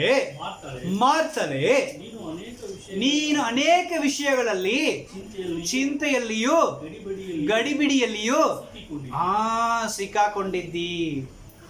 ಆಮೇಲೆ ದೇವರು ಮಾರ್ತಳನ್ನ ಏನ್ ಮಾಡ್ತಿದ್ದಾರೆ? ಕರೀತಾ ಇದ್ದಾರೆ. ಸ್ತ್ರೀಯರಿಗೂ ಕೂಡ ಕರಿವಿಕೆ ಇದೆ ರೀ. ಆಮೇಲೆ ಅಲ್ಲಿ ಪುರುಷರಿಗೊಂದು ಕರಿವಿಕೆ ಇರೋದಾದ್ರೆ ಸ್ತ್ರೀಯರಿಗೆ ಕೂಡ ಏನುಂಟು? ಕರಿವಿಕೆ ಇರತ್ತೆ. ಎಷ್ಟು ಚೆನ್ನಾಗಿ ಕರೀತಾ ಇದ್ದಾರೆ ನೋಡ್ರಿ. ಮಾರ್ತಳೆ, ನೀ ಅನೇಕ ಗಡಿಬಿಡಿಯಲ್ಲಿ ಇದ್ದಿ, ಅನೇಕ ವಿಷಯಗಳನ್ನು ಚಿಂತೆ ಮಾಡ್ತಾ ಇದ್ದಿ. ಹಲ್ಲೆಲೂಯಾ. ಬೇಕಾಗಿರೋದು ಒಂದು ಮಾತ್ರ ಅಂತೇಳಿ ಮಾರ್ತಳನ್ನ ಕರೆದು ದೇವರು ಅವಳಿಗೆ ಆಲೋಚನೆ ಕೊಡ್ತಾ ಇದ್ದಾರೆ. ಹಲ್ಲೆಲೂಯಾ. ಯಾಕಂದ್ರೆ ಹೆಣ್ಣು ಮಕ್ಕಳು ಒಂದೇ ವಿಚಾರ ಮಾಡೋಂಗಿಲ್ಲ. ಒಂದು ಕೆಟ್ಟದ ವಿಚಾರ ಮಾಡಿ ಸರ್, ಒಂದು ಒಳ್ಳೇದು ವಿಚಾರ ಮಾಡಿದ್ರೆ 10 ಕೆಟ್ಟದ ವಿಚಾರ ಮಾಡ್ತಾರೆ. ಆಮೇಲೆ ಹಲ್ಲೆಲೂಯಾ. ಒಂದು ಒಳ್ಳೇದು ವಿಚಾರ ಮಾಡಿದ್ರೆ 10 ಏನಿರುತ್ತೆ? ಕೆಟ್ಟ ವಿಚಾರಗಳು ಜಾಸ್ತಿ ಇರುತ್ತೆ. ಅದಕ್ಕೆ ಹೆಣ್ಮಕ್ಳನ್ನ ದೇವರು ಕರೆದು ಮಾತಾಡ್ತಾ ಇದ್ದಾರೆ. ಮಾರ್ತಳೆ, ನೀ ಅನೇಕ ವಿಷಯಗಳಲ್ಲಿ ಚಿಂತೆ ಮಾಡ್ತಿದ್ದಿ, ಅನೇಕ ಗಡಿಬಿಡಿ ಮಾಡಿಕೊಳ್ತಾ ಇದ್ದಿ, ಆದ್ರೆ ಬೇಕಾಗಿರೋದು ಒಂದು ಮಾತ್ರ ಅಂತೇಳಿ ದೇವರು ಅವಳಿಗೆ ಏನ್ ಮಾಡ್ತಿದ್ದಾರೆ? ಅಡ್ವೈಸ್ ಕೊಡ್ತಾ ಇದ್ದಾರೆ. ಸೊ ದೇವರು ಸಮ್ಟೈಮ್ಸ್ ಏನ್ ಮಾಡ್ತಾನೆ? ನಮ್ಮನ್ನು ಮೋಲ್ಡ್ ಮಾಡ್ತಾನೆ, ನಮ್ಮನ್ನು ಶೇಪ್ ಮಾಡ್ತಾನೆ, ನಮ್ಮನ್ನು ತಿದ್ದಿಸ್ತಾನೆ, ನಮ್ಮನ್ನು ಖಂಡಿಸ್ತಾನೆ, ನಮಗೆ ಆಲೋಚನೆ ಕೊಡ್ತಾನೆ. ಆವಾಗ ದೇವರು ಕರೆಯುವಾಗ ನಾವು ನಮ್ಮನ್ನು ಏನು ಮಾಡಬೇಕು? ಸಮರ್ಪಿಸಬೇಕು. ಆಗ ನಮ್ಮ ಎಲ್ಲ ಗಡಿಬಿಡಿಯಿಂದ ದೇವರು ನಮ್ಮನ್ನು ಬಿಡಿಸುತ್ತಾನೆ, ಕೆಟ್ಟ ವಿಚಾರಗಳಿಂದ ನಮ್ಮನ್ನು ಬಿಡಿಸುತ್ತಾನೆ. ಹಲ್ಲೆಲೂಯಾ. ಕೆಟ್ಟ ರೋಗಗಳಿಂದ ದೇವರು ಏನು ಮಾಡ್ತಾನೆ? ನಮ್ಮನ್ನು ಬಿಡಿಸುತ್ತಾನೆ. ಹಲ್ಲೆಲೂಯಾ. ಅಲ್ಲಿ ಬೇಕಾಗಿರೋದು ಒಂದೇ, ನೀನು ಸಮಾಧಾನವಾಗಿ ನನ್ನ ಪಾದದಲ್ಲಿ ಕುತ್ಕೋ, ನಾನು ನಿನಗೆ ಕೊಡ್ತೀನಿ ಅಂತ ಹೇಳ್ತಾ ಇದ್ದಾನೆ. ಆಮೇಲೆ ಸೊ ದೇವರು ಕರೆಯುವಾಗ ನಾವು ಏನು ಮಾಡ್ಬೇಕು? ನಾವು ಒಪ್ಪಿಸಿಕೊಡಬೇಕು. ಹಲ್ಲೆಲೂಯಾ. ಈಗ ಅನೇಕ ಸ್ತ್ರೀಯರನ್ನ ಕೂಡ ದೇವರು ಏನು ಮಾಡ್ತಿರ್ತಾನೆ? ಕರೀತಾ ಇರ್ತಾನೆ. ಹಲ್ಲೆಲೂಯಾ. ಅನೇಕ ಸ್ತ್ರೀಯರು ಏನು ಮಾಡ್ತಿರ್ತಾನೆ? ಕರೀತಾ ಇರ್ತಾನೆ. ಹಲ್ಲೆಲೂಯಾ. ಕರೆಯುವಾಗ ನಾವೇನು ಮಾಡಬೇಕು? ಸ್ವಾಮಿ ಹೇಳ್ರಿ, ಏನು ಮಾಡ್ಬೇಕು ಹೇಳ್ರಿ ಅಂತೇಳಿ ಏನು ಮಾಡ್ಬೇಕು ನಾವು ಒಪ್ಪಿಸಿ ಕೊಟ್ರೆ ದೇವರು ನಮ್ಮನ್ನು ಕೂಡ ಉನ್ನತಿಗೊಳಿಸುತ್ತಾನೆ. ನಮ್ಮ ಮುಖಾಂತರವಾಗಿ ನಮ್ಮ ಮನೆಯನ್ನು ಕಟ್ಟುತ್ತಾನೆ. ನಮ್ಮ ಮುಖಾಂತರವಾಗಿ ಅನೇಕ ಆಶೀರ್ವಾದಗಳು ಉಂಟಾಗತ್ತೆ. ನಾವು ಅನೇಕರಿಗೆ ಸಾಕ್ಷಿಗಳಾಗಿರ್ಬೋದು. ಅಲ್ಲೆಲ್ಲೂ ದೇವರ ಕರೆಯುವಾಗ ಏನು ಮಾಡಬೇಕು? ನಾವು ಸಮರ್ಪಿಸಬೇಕು. ಅಲ್ಲೆಲೂಯ. ವಾಕ್ಯವನ್ನು ಓದಿಕೊಳ್ಳೋಣ. ಲೂಕನ ಪುಸ್ತಕ 22ನೇ ಅಧ್ಯಾಯ 31-32ನೇ ವಚನ. ಲೂಕನ ಪುಸ್ತಕ 22ನೇ ಅಧ್ಯಾಯ 31-32ನೇ ವಚನ. ತರುವಾಯ ಕರ್ತನು ಸೀಮೋನನೇ, ಇಗೋ ಸೈತಾನನು ನಿನ್ನನ್ನು ಗೋಧಿಯಂತೆ ಹೊಣೆಯಬೇಕಂತ ಹೇಳಿ ನನ್ನ ಹತ್ರ ಏನ್ ಮಾಡಿದಾನ ಅವನು ತಿಳಿಸಿದಾನೆ. ಕಂಟಿನ್ಯೂ ಮಾಡೋಣ. ಆದರೆ ನಿನ್ನ ನಂಬಿಕೆಯು ಬಿದ್ದು ಹೋಗದಂತೆ ನಾನು ನಿನಗೋಸ್ಕರ ಪ್ರಾರ್ಥನೆ ಮಾಡ್ತಾ ಇದ್ದೇನೆ. ಹಲ್ಲೆಲೂಯ. ದೇವರು ಸೀಮೋನನ್ನು ಎಷ್ಟು ಸಾರಿ ಕರೀತಾ ಇದ್ದಾರೆ? 2 ಸಾರಿ ಕರೀತಾರೆ. ಸಿಮೋನನೇ ಎಂಬುದಾಗಿ. ಅದಕ್ಕೆ ಸ್ವಾಮಿ ಹೇಳಿ, ಸೈತಾನ್ ಬರ್ತಾ ಇದ್ದಾನೆ, ನಿನ್ನ ಗೋಧಿನ ಒಣಗಿಸುವ ಹಾಗೆ ನನ್ನ ಹತ್ರ ಪರ್ಮಿಷನ್ ಕೇಳ್ಕೊಂಡು ಬರ್ತಾ ಇದ್ದಾನೆ, ಆದ್ರೆ ನೀ ಬಿದ್ದು ಹೋಗ್ಬಾರ್ದು ಅಂತ ಹೇಳಿ ನಾನು ಪ್ರಾರ್ಥನೆ ಮಾಡ್ತಾ ಇದ್ದೇನೆ. ದೇವರು ಸಮಟೈಮ್ಸ್ ನಮ್ಮನ್ನ ಕರೆದು ಏನ್ ಮಾಡ್ತಾನ್ರಿ? ಎಚ್ಚರಿಸ್ತಾನೆ.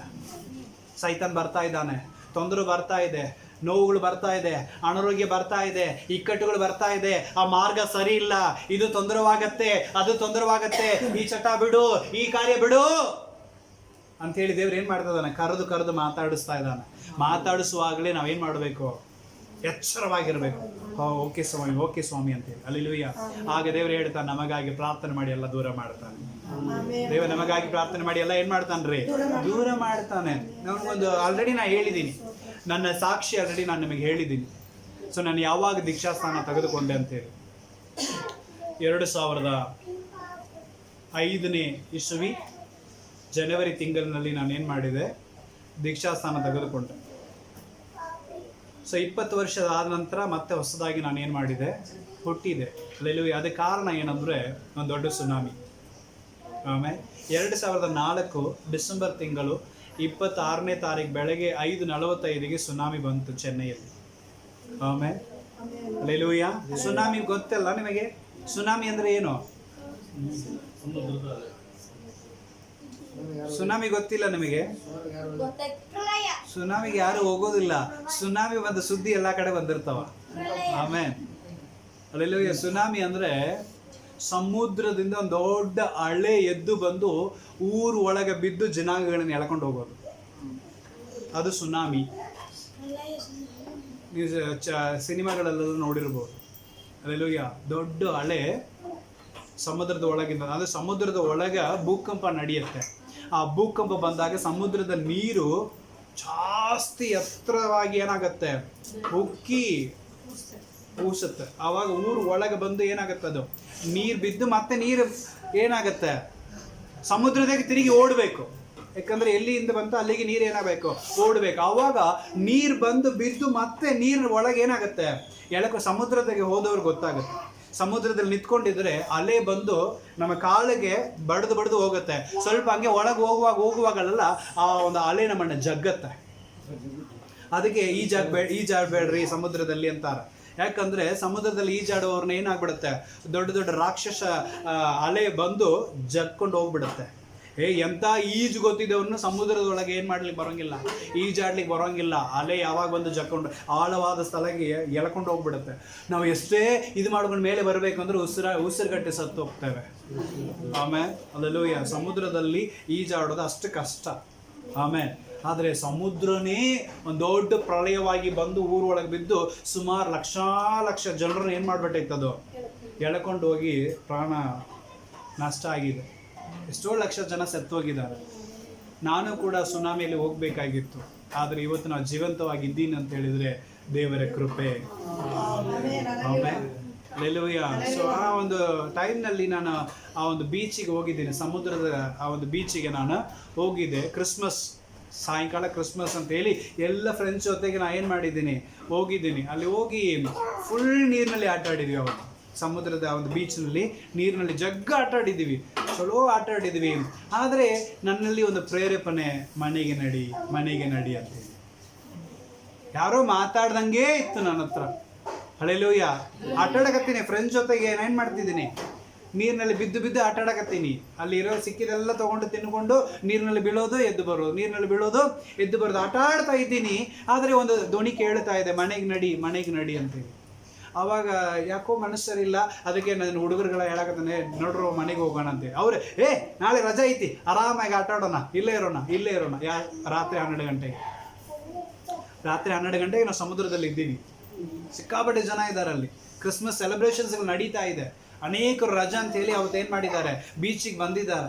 ಸೊ ಎಲ್ಲ ನೀರಿನಲ್ಲಿ ಬಿದ್ದು ಅಡ್ಡಾಡ್ತಾ ಇದ್ದಾರೆ. ಸೊ ನನಗೆ ಮಾತ್ರ ಒಂದು ಸ್ವರ ಕೇಳ್ತಾ ಇದೆ, ಮನೆಗೆ ನಡಿ. ಅಷ್ಟು ಗಲಾಟೆಯಲ್ಲಿ ನನಗೊಂದು ಸ್ವರ ಕೇಳ್ತಾ ಇತ್ತು, ಮನೆಗೆ ನಡಿ ಅಂತೇಳಿ. ನಾಳೆ ರಜಾ, ಆರಾಮಾಗಿ ಇನ್ನೂ ಟೈಮ್ ಸ್ಪೆಂಡ್ ಮಾಡೋಣ ನನಗೆ ಅನಿಸ್ಲಿಲ್ಲ. ನಡ್ರೋ ಹೋಗೋಣ. ನನ್ನ ಫ್ರೆಂಡ್ಸ್ ಬರೋವಲ್ಲ. ಅಪ್ಪ ನಡ್ರಿ ನಮಗೆ, ಯಾಕಂದ್ರೆ ಮತ್ತೆ ನಾಳೆ ರಜಾ ಐತಲ್ಲ, ನಾಳೆ ಸಾಯಂಕಾಲ ಮತ್ತೆ ಏನು ಮಾಡೋಣ, ತಿರುಗಿ ಬರೋಣ. ಯಾಕಂದ್ರೆ ತುಂಬ ದೂರ ನಾವು ಪ್ರಯಾಣ ಮಾಡಿ ಹೋಗ್ಬೇಕು. ಸೊ ಅದಕ್ಕೆ ನಡ್ರಿ ಮತ್ತೆ ನಾಳೆ ಮಧ್ಯಾಹ್ನ ಮೇಲೆ ಏನು ಮಾಡೋಣ, ಮತ್ತೆ ತಿರುಗಿ ಬರೋಣ ಅಂತೇಳಿ ನನ್ನ ಫ್ರೆಂಡ್ಸ್ ಎಲ್ಲರನ್ನ ಏನು ಮಾಡಿದೆ, ನಾನು ಕರೆದುಕೊಂಡು ನಾನು ಮನೆಗೆ ಬಂದು ತಲುಪಿದೆ ಚೆನ್ನೈಯಲ್ಲಿ. ಆಮೇಲೆ ಸೊ ಬಂದು ತಲುಪಿದೆ. ನಾವು ನೀರಿನಲ್ಲಿ ಆಟ ಆಡಿದ್ದು, ನೀರು ಬಡತಕ್ಕೆಲ್ಲ ಜಗ್ಗು ನಿದ್ದೆ ಮಾಡಿಬಿಟ್ಟಿವಿ. ಆರಾಮಾಗಿ ಬೆಳಗ್ಗೆ 11 ಗಂಟೆಗೆ ಎದ್ದು ಬಂದೀವಿ ನಾವು. ಆಮೇಲೆ ಬೆಳಗ್ಗೆ 11 ಗಂಟೆಗೆ ಎದ್ದು ಹೊರಗೆ ಬಂದು ನೋಡ್ತಾ ಇದ್ದೀನಿ, ಇಡೀ ಊರು ಜನ ಹೊರಗೆ ನಿಂತಿದ್ದಾರೆ. ಆವಾಗ ನಮಗೆ ಮನೆ ಕೊಟ್ಟ ಮನೆ ಓನರು, ಹುಡುಗರ ನೀವೇನು ಮನೇಲಿ ಇದ್ರನ್ನ ಹೊರಗೆ ಬರ್ರೋ ಯಪ್ಪ, ಎಲ್ಲ ಭೂಕಂಪ ಬಂದು ನಾವು ಮನೆಯೆಲ್ಲ ಬೆಳತಂದು ಹೊರಗೆ ಬಂದು ನಿಂತೀವಿ, ನೀವು ನೋಡಿದ್ರೆ ಮನೆ ಒಳಗಿದ್ದೀರಲ್ಲ, ಬರ್ರೋ ಹೊರಗೆ ಅಂತ ಹೇಳಿದ್ರು. ಅಯ್ಯ ಹೌದಾ ಅಂತೇಳಿ ಆಮೇಲೆ ಹೊರಗೆ ಬಂದ್ವಿ ನಾವು. ಹಲ್ಲೆಲೂಯಾ. ಸೊ ಏನೋ ಭೂಕಂಪ ಬಂದಿದೆ, ಮನೆಯೆಲ್ಲ ಶೇಕ್ ಆಗಿದೆ ಅಂತ ಹೇಳಿ ನಾವು ಹೊರಗೆ ಬಂದಿದ್ದು ಅಷ್ಟೇ. ಆಮೇಲೆ ಎಲ್ಲರೂ ಹೇಳಿ ಎಷ್ಟೋ ಜನ ಸತ್ತೋಗಿ ನ್ಯೂಸ್ ಬರ್ತಾ ಇದೆ. ಅವಾಗೆಲ್ಲ ನ್ಯೂಸ್ ಕಡಿಮೆ ನ್ಯೂಸ್ಗಳು ಬರ್ತಾ ಇದೆ. ಸಮುದ್ರದ ಅಲೆಗಳು ಊರೊಳಗೆ ಬಂದುಬಿಟ್ಟೈತಂತೆ, ಜನ ಎಲ್ಲ ಸತ್ತೋಗ್ಯಾರಂತೆ. ಸುಮಾರು ಗಾಡಿಗಳು ಎಳ್ಕೊಂಡು ಹೋಗಿತ್ತಿ, ಮನೆಗಳನ್ನ ಎಳ್ಕೊಂಡು ಹೋಗಿತ್ತಿ, ಜನಗಳನ್ನ ಎಳ್ಕೊಂಡು ಹೋಗಿತ್ತಿ. ಎಷ್ಟೋ ಲಕ್ಷ ಜನ ಸತ್ತೋಗಿದ್ದಾರೆ, ನಾಪತ್ತೆಯಾಗಿದ್ದಾರೆ ಅಂತೇಳಿ ಅಲ್ಲಲ್ಲಿ ಜನ ಮಾತಾಡ್ತಾರೆ, ನ್ಯೂಸ್ನಲ್ಲಿ ತೋರಿಸ್ತಾ ಇದ್ದಾರೆ. ಇದು ಏನಪ್ಪ ಅಂತೇಳಿ ಆ ಒಂದು ಚೆನ್ನೈ ನ್ಯೂಸ್ ಪೇಪರ್ನ ತೆಗೆದುಕೊಂಡು ಬಂದು, ಸಾಯಂಕಾಲ 4 ಗಂಟೆಗೆ ನ್ಯೂಸ್ ಪೇಪರ್ ಬರುತ್ತೆ. ಆ ನ್ಯೂಸ್ ಪೇಪರ್ ತಗೊಂಡು ಬಂದು ನಾನು ಏನು ಮಾಡ್ತಿದ್ದೆ, ಓದ್ತಾ ಇದ್ದೆ. ದೊಡ್ಡ ಚಿತ್ರ ಹಾಕಿದ್ದಾರೆ ಮೆರಿನಾ ಬೀಚ್ನ. ಆಮೇಲೆ ನಾವೇನು ಆಟ ಆಡಿದ್ದೀವಿ ಆ ಆಟ ಆಡಿದ ಸ್ಥಳನೇ ಇಲ್ಲ. ಆಮೇಲೆ ಎಲ್ಲ ಸುಮಾರು 2 ಕಿಲೋಮೀಟ್ರ್ ದೂರಕ್ಕೆ ನೀರು ಏನಾಗ್ಬಿಟ್ಟೈತಿ, ಬಂದು ಮುಚ್ಚಿಬಿಟ್ಟೈತಿ. ಹಲ್ಲೆಲೂಯಾ. ಎಷ್ಟೋ ವ್ಯಾಪಾರ ಮಾಡುವವರು, ಎಷ್ಟೋ ಪ್ರಯಾಣ ಮಾಡಿ ಬಂದವರು, ಎಷ್ಟೋ ಕುಟುಂಬಸ್ಥರು ಆ ನೀರಿನಲ್ಲಿ ಎಳ್ಕೊಂಡು ಹೋಗಿ ಅನೇಕವನ್ನು ಕಳ್ಕೊಂಡಿದ್ದಾರೆ. ಆಮೇಲೆ ಆ ಸ್ಥಳನೇ ಇಲ್ಲ. ಆ ಪೇಪರ್ನಲ್ಲಿ ಅದನ್ನು ನಾವು ನೋಡ್ತಾ ಇದ್ದೇವೆ, ಆ ಫೋಟೋಗಳು ನೋಡ್ತಾ ಇದ್ದೇವೆ, ಕಣ್ಣಾಗ ನೀರು ಬರ್ತಾ ಇದೆ. ದೇವರೇ ನೀನು ನನ್ನ ಜೊತೆಗೆ ಮಾತಾಡಿದ್ದೀರಿ ಅಂತೇಳಿ ನನ್ನ ಕೈ ಮುಗಿದು ದೇವರು ಒಪ್ಪಿಸಿಕೊಟ್ಟಾರ. ಆಮೇಲೆ ಅಲ್ಲಿ ತನಕ ನಾನು ದೀಕ್ಷಾಸ್ಥಾನ ತಗೊಂಡಿಲ್ಲ. ಅಲ್ಲಿ ತನಕ ನಾನು ಸಭೆಗೆ ಹೋಗ್ತಿದ್ದೆ, ಪ್ರಾರ್ಥನೆಗೆ ಹೋಗ್ತಿದ್ದೆ, ಆದರೆ ದೀಕ್ಷಾಸ್ಥಾನಕ್ಕೆ ನಾನು ಏನು ಮಾಡಲಿಲ್ಲ, ಒಪ್ಪಿಸ್ಕೊಟ್ಟಿಲ್ಲ. ಇನ್ನು ಮುಂದೆ ನೋಡೋಣ ಅಂತೇಳಿ ಯೋಚನೆ ಮಾಡ್ತಿದ್ದೆ. ಆವಾಗ ಇಡೀ ರಾತ್ರಿ ನಾನು ಅಳ್ತಾ ಇದ್ದೆ. ನಾನು ಬೈಬಲ್ನ ಬಿಡಲೇ ಇಲ್ಲ ಅವತ್ತು ರಾತ್ರಿ. ಸ್ವಾಮಿ, ಈ ವಾಕ್ಯ ನನ್ನ ಕರ್ಕೊಂಡು ಬಂದಿದೆ, ನಿನ್ನ ವಾಕ್ಯವನ್ನು ನನ್ನ ಎಳ್ಕೊಂಡು ಬಂದೈತಿ. ಇಲ್ಲ ನನ್ನ ಸಮುದ್ರ ಎಳ್ಕೊಂಡು ಹೋಗ್ತಾ ಇತ್ತು, ಆದರೆ ಇವತ್ತು ನೀನು ನನ್ನ ಎಳ್ಕೊಂಡು ಬಂದದಕ್ಕೆ ಇವತ್ತು ನಾನು ಏನಾಗಿದ್ದೀನಿ, ಜೀವಂತವಾಗಿದ್ದೀನಿ ಅಂತೇಳಿ ಇಡೀ ರಾತ್ರಿ ಕುತ್ಕೊಂಡು ವಾಕ್ಯ ಓದ್ತಾ ಇದ್ದೀನಿ, ಕಣ್ಣಾಗ ನೀರು ಬರ್ತಾ ಇದೆ. ನಾನು ಇಮಿಡಿಯೇಟ್ ಆಗಿ ಸಭೆಗೆ ಹೋದೆ. ಪಾಸ್ಟ್ರಿಗೆ ಹೇಳಿದೆ, ಪಾಸ್ಟರ್ ಯಾವ ಚರ್ಚ್ ಅಂತ ಗೊತ್ತಿಲ್ಲ, ಯಾವ ಪಾಸ್ಟರ್ ಅಂತ ಗೊತ್ತಿಲ್ಲ, ನಾನು ಹೋದೆ. ಪಾಸ್ಟರ್ ನಾನು ದೀಕ್ಷಾಸ್ಥಾನ ತಗೊಳ್ತೀನಿ ಅಂತ ಹೇಳಿದೆ. ಅವರ ಮುಂದಿನ ವಾರ ಆಯಿತು, ದೀಕ್ಷಾಸ್ಥಾನ ತಗೊಳ್ಳಿದ್ದಾರೆ ಅಂತೇಳಿ ನನ್ನ ಹೆಸರು ಅದರಲ್ಲಿ ಬರ್ಸ್ಕೊಂಡ್ಬಿಟ್ರು. ಆಮೇಲೆ ಅಲ್ಲೆಲ್ಲೂ ಇಮಿಡಿಯೇಟ್ ಆಗಿ 1 ವಾರದಲ್ಲಿ ನಾನು ದೀಕ್ಷಾಸ್ಥಾನ ತಗೊಂಡೆ. ಒಂದು ವೇಳೆ ಸ್ವಾಮಿ ನಾನು ಸುನಾಮಿಯಲ್ಲಿ ಸತ್ತು ಹೋಗಿದ್ರೆ ಪರಲೋಕ ಬಂದಿರ್ತೀನೋ ಗೊತ್ತಿಲ್ಲ, ಆದರೆ ನಾನು ದೀಕ್ಷಾಸ್ಥಾನ ತಗೊಳ್ತೀನಿ, ನಾನು ಸತ್ತರನ್ನು ಪರಲೋಕದಲ್ಲಿ ಇರಬೇಕಂತೆ. ಆಮೇಲೆ ಅಲ್ಲೆಲ್ಲೂ ಆವಾಗ ನನ್ನನ್ನು ನಾನು ಒಪ್ಪಿಸಿಕೊಟ್ಟೆ. ಇವತ್ತಿಗೂ ಈ ವಾಕ್ಯ ನಾನು ನಡೆಸ್ತಾ ಇದೆ. ಆಮೇಲೆ ಅಲ್ಲೆಲ್ಲೂ ಸುಮಾರು ಎಷ್ಟು ವರ್ಷಗಳಾಯ್ತು ರೀ, ಸುಮಾರು 20 ವರ್ಷ ಆಗ್ಲಿಕ್ಕೆ ಬಂತು. ಹಲ್ಲೆಲೂಯಾ. 18 ವರ್ಷ ಆಯಿತು ಸುನಾಮಿ ಬಂದು. ಹಲ್ಲೆಲೂಯಾ. ಸೊ ಈಗಲೂ ಈ ವಾಕ್ಯ ನನ್ನನ್ನು ಏನು ಮಾಡ್ತಾ ಇದೆ, ನಡೆಸ್ತಾ ಇದೆ. ದೇವರು ಸಮ್ಟೈಮ್ಸ್ ಮುಂದೆ ಬರುವಂಥದನ್ನೇ ನಮಗೆ ಮುಂಚಿತವಾಗಿ ತಿಳಿಸ್ತಾನೆ. ಅಲ್ಲೆಲ್ಲ ಅರ್ಥ ಆಯ್ತಲ್ಲ, ನಾವು ದೇವರೊಂದಿಗೆ ಇರುವಾಗ ದೇವರು ತಿಳಿಸ್ತಾನೆ, ಏ ಮಗಳೇ ಹಿಂಗೆ ನಡಿಲಿಕ್ಕಿದೆ, ಎಚ್ಚರವಾಗಿರು ಅಂತೇಳಿ ಹೆಸರಿಟ್ಟು ಕರೆದು ನಮ್ಮ ಜೊತೆಗೆ ಮಾತಾಡ್ತಾನೆ. ಮಾತಾಡುವಾಗ ನಾವು ಒಪ್ಪಿಸಿಕೊಟ್ರೆ ಬರುವಂಥ ಕೇಡಿನಿಂದ ದೇವರು ನಮ್ಮನ್ನು ತಪ್ಪಿಸ್ತಾನೆ. Hallelujah, hallelujah. ಅದಕ್ಕೆ ಏನು ಮಾಡಬೇಕಂದ್ರೆ ನಮ್ಮನ್ನು ನಾವೇನು ಮಾಡಬೇಕು? ಸಮರ್ಪಿಸಬೇಕು. ಆಮೇಲೆ ವಾಕ್ಯವನ್ನು ಓದಿಕೊಳ್ಳೋಣ. ಕೊನೆಯದಾಗಿ ಅಪೊಸ್ತಲರ ಕೃತ್ಯಗಳು 9ನೇ ಅಧ್ಯಾಯ 4ನೇ ವಚನ. ಅಪೊಸ್ತಲರ ಕೃತ್ಯಗಳು 9ನೇ ಅಧ್ಯಾಯ 4ನೇ ವಚನ. ಆಗ ಅವನು ನೆಲಕ್ಕೆ ಬಿದ್ದು ಸೌಳನೇ ನನ್ನನ್ನು ಯಾಕೆ ಹಿಂಸೆ ಪಡಿಸ್ತಾ ಇದ್ದೀ ಎಂದು ಹೇಳುವ ಧ್ವನಿಯನ್ನು ಕೇಳಿದನು. ಯಾರ್ರೀವ? ಸೌಳ, ಅಪೊಸ್ತಲನಾಗಿರುವಂತ ಪೌಳ. ಇವನ ಹೆಸರೇನು? ಪೌಲ್. ಇವನ ಮೊದಲನೇ ಹೆಸರೇನು? ನನ್ನ ಫಸ್ಟ್ ಹೆಸರೇನು? ಶಕ್ತಿವೇಲ್. ಆಮೇಲೆ ದೀಕ್ಷಾಸ್ಥಾನ ತಗೊಳ್ಳುವಾಗ ನನಗೆ ಸಿಕ್ಕಿದ ಹೆಸರೇನು? ಟೈಟಸ್. ಅದಕ್ಕೆ ಟೈಟಸ್ ಅಂದ್ರೆ ನೋವು ಅಂತೀನಿ, ಶಕ್ತಿವೇಲ್ ಅಂದ್ರೆ ನೋವು ಅಂತೀನಿ. ಆಮೇಲೆ ಹಲ್ಲೆಲೂಯಾ. ತಂದೆ ತಾಯಿಗಳಿಟ್ಟ ಹೆಸರು ಶಕ್ತಿ. ಆಮೇಲೆ ದೇವರು ಕೊಟ್ಟ ಹೆಸರು ತೀತ. ಆಮೇಲೆ ಹಲ್ಲೆಲೂಯಾ. ಅರ್ಥ ಆಯ್ತಲ್ಲ? ಸೊ ಎರಡು ಯಾವ ಹೆಸರು ಏನೇ ಆಗಿರಲಿ, ದೇವರು ನಮ್ಮನ್ನು ಕರೀತಾ ಇದ್ದಾನಲ್ಲ, ಅಷ್ಟು ನಮಗೆ ಸಾಕು. ಆಮೇಲೆ ದೇವರು ಕರೆಯುವಾಗ ಒಪ್ಪಿಸಿಕೊಡಬೇಕು. ಸೌಳ ಬರ್ತಾ ಇದ್ದಾನೆ. ಎದಕ್ಕೆ ಬರ್ತಾ ಇದ್ದಾನೆ ಗೊತ್ತಾ? ಜನಗಳನ್ನ ತೊಂದರೆ ಮಾಡಲಿಕ್ಕೆ, ಅನೇಕರನ್ನ ಹಿಡಿದು ಜೈಲಿಗೆ ಹಾಕ್ಲಿಕ್ಕೆ, ಅನೇಕರಿಗೆ ತೊಂದರೆ ಮಾಡಲಿಕ್ಕೆ ಹೋಗಿ ಪರ್ಮಿಷನ್ ತಗೊಂಡು ಬರ್ತಾ ಇದ್ದಾನೆ. ಆಮೇಲೆ ಬರ್ತಾ ಇರೋ ದಾರಿಯಲ್ಲಿಯೇ ದೇವರು ಅವನಿಗೆ ಅಡ್ಡಿಯಾಗಿ ಅವನ ಕಣ್ಣನ್ನು ಮಬ್ಬು ಮಾಡಿದ್ರು. ಕಣ್ಣು ಮಬ್ಬು ಆಗಿ ಏನು ಕಾಣದೆ ಕೆಳಗೆ ಬಿದ್ದ ಕೂಡಲೇ ಒಂದು ಸ್ವರ ಕೇಳ್ತಾ ಇದೆ, ಸೌಳೆ ಯಾಕೋ ನನ್ನ ಹಿಂಸೆ ಪಡಿಸ್ತೆ ಅಂತೇಳಿ ಒಂದು ಸೌಂಡ್ ಅವನಿಗೆ ಏನಾಗ್ತಾ ಇದೆ? ಕೇಳ್ತಾ ಇದೆ. Hallelujah, hallelujah. ಆವಾಗ ಅವನು ಒಪ್ಪಿಸಿಕೊಡ್ತಾ ಇದ್ದಾನೆ, ಯಾರ್ರೀ ಸ್ವಾಮಿ ನೀವು? ನೀನೀಗ ಹಿಂಸೆ ಪಡಿಸ್ಲಿಕ್ಕೆ ಹೋಗ್ತಾ ಇದೆಯಲ್ಲ, ಆ ಎಲ್ಲಾ ಜನ ಅದೆಲ್ಲ ನನ್ನ ಮಕ್ಕಳು. ನೀನು ಹಿಂಸೆ ಪಡಿಸ್ಲಿಕ್ಕೆ ಹೊಂಟಿರುವಂತ ಯೇಸು ನಾನೇ.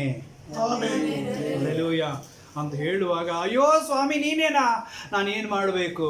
ನೀನೇನು ಮಾಡಬೇಡ, ನೀ ನನ್ನ ಸೇವೆ ಮಾಡು.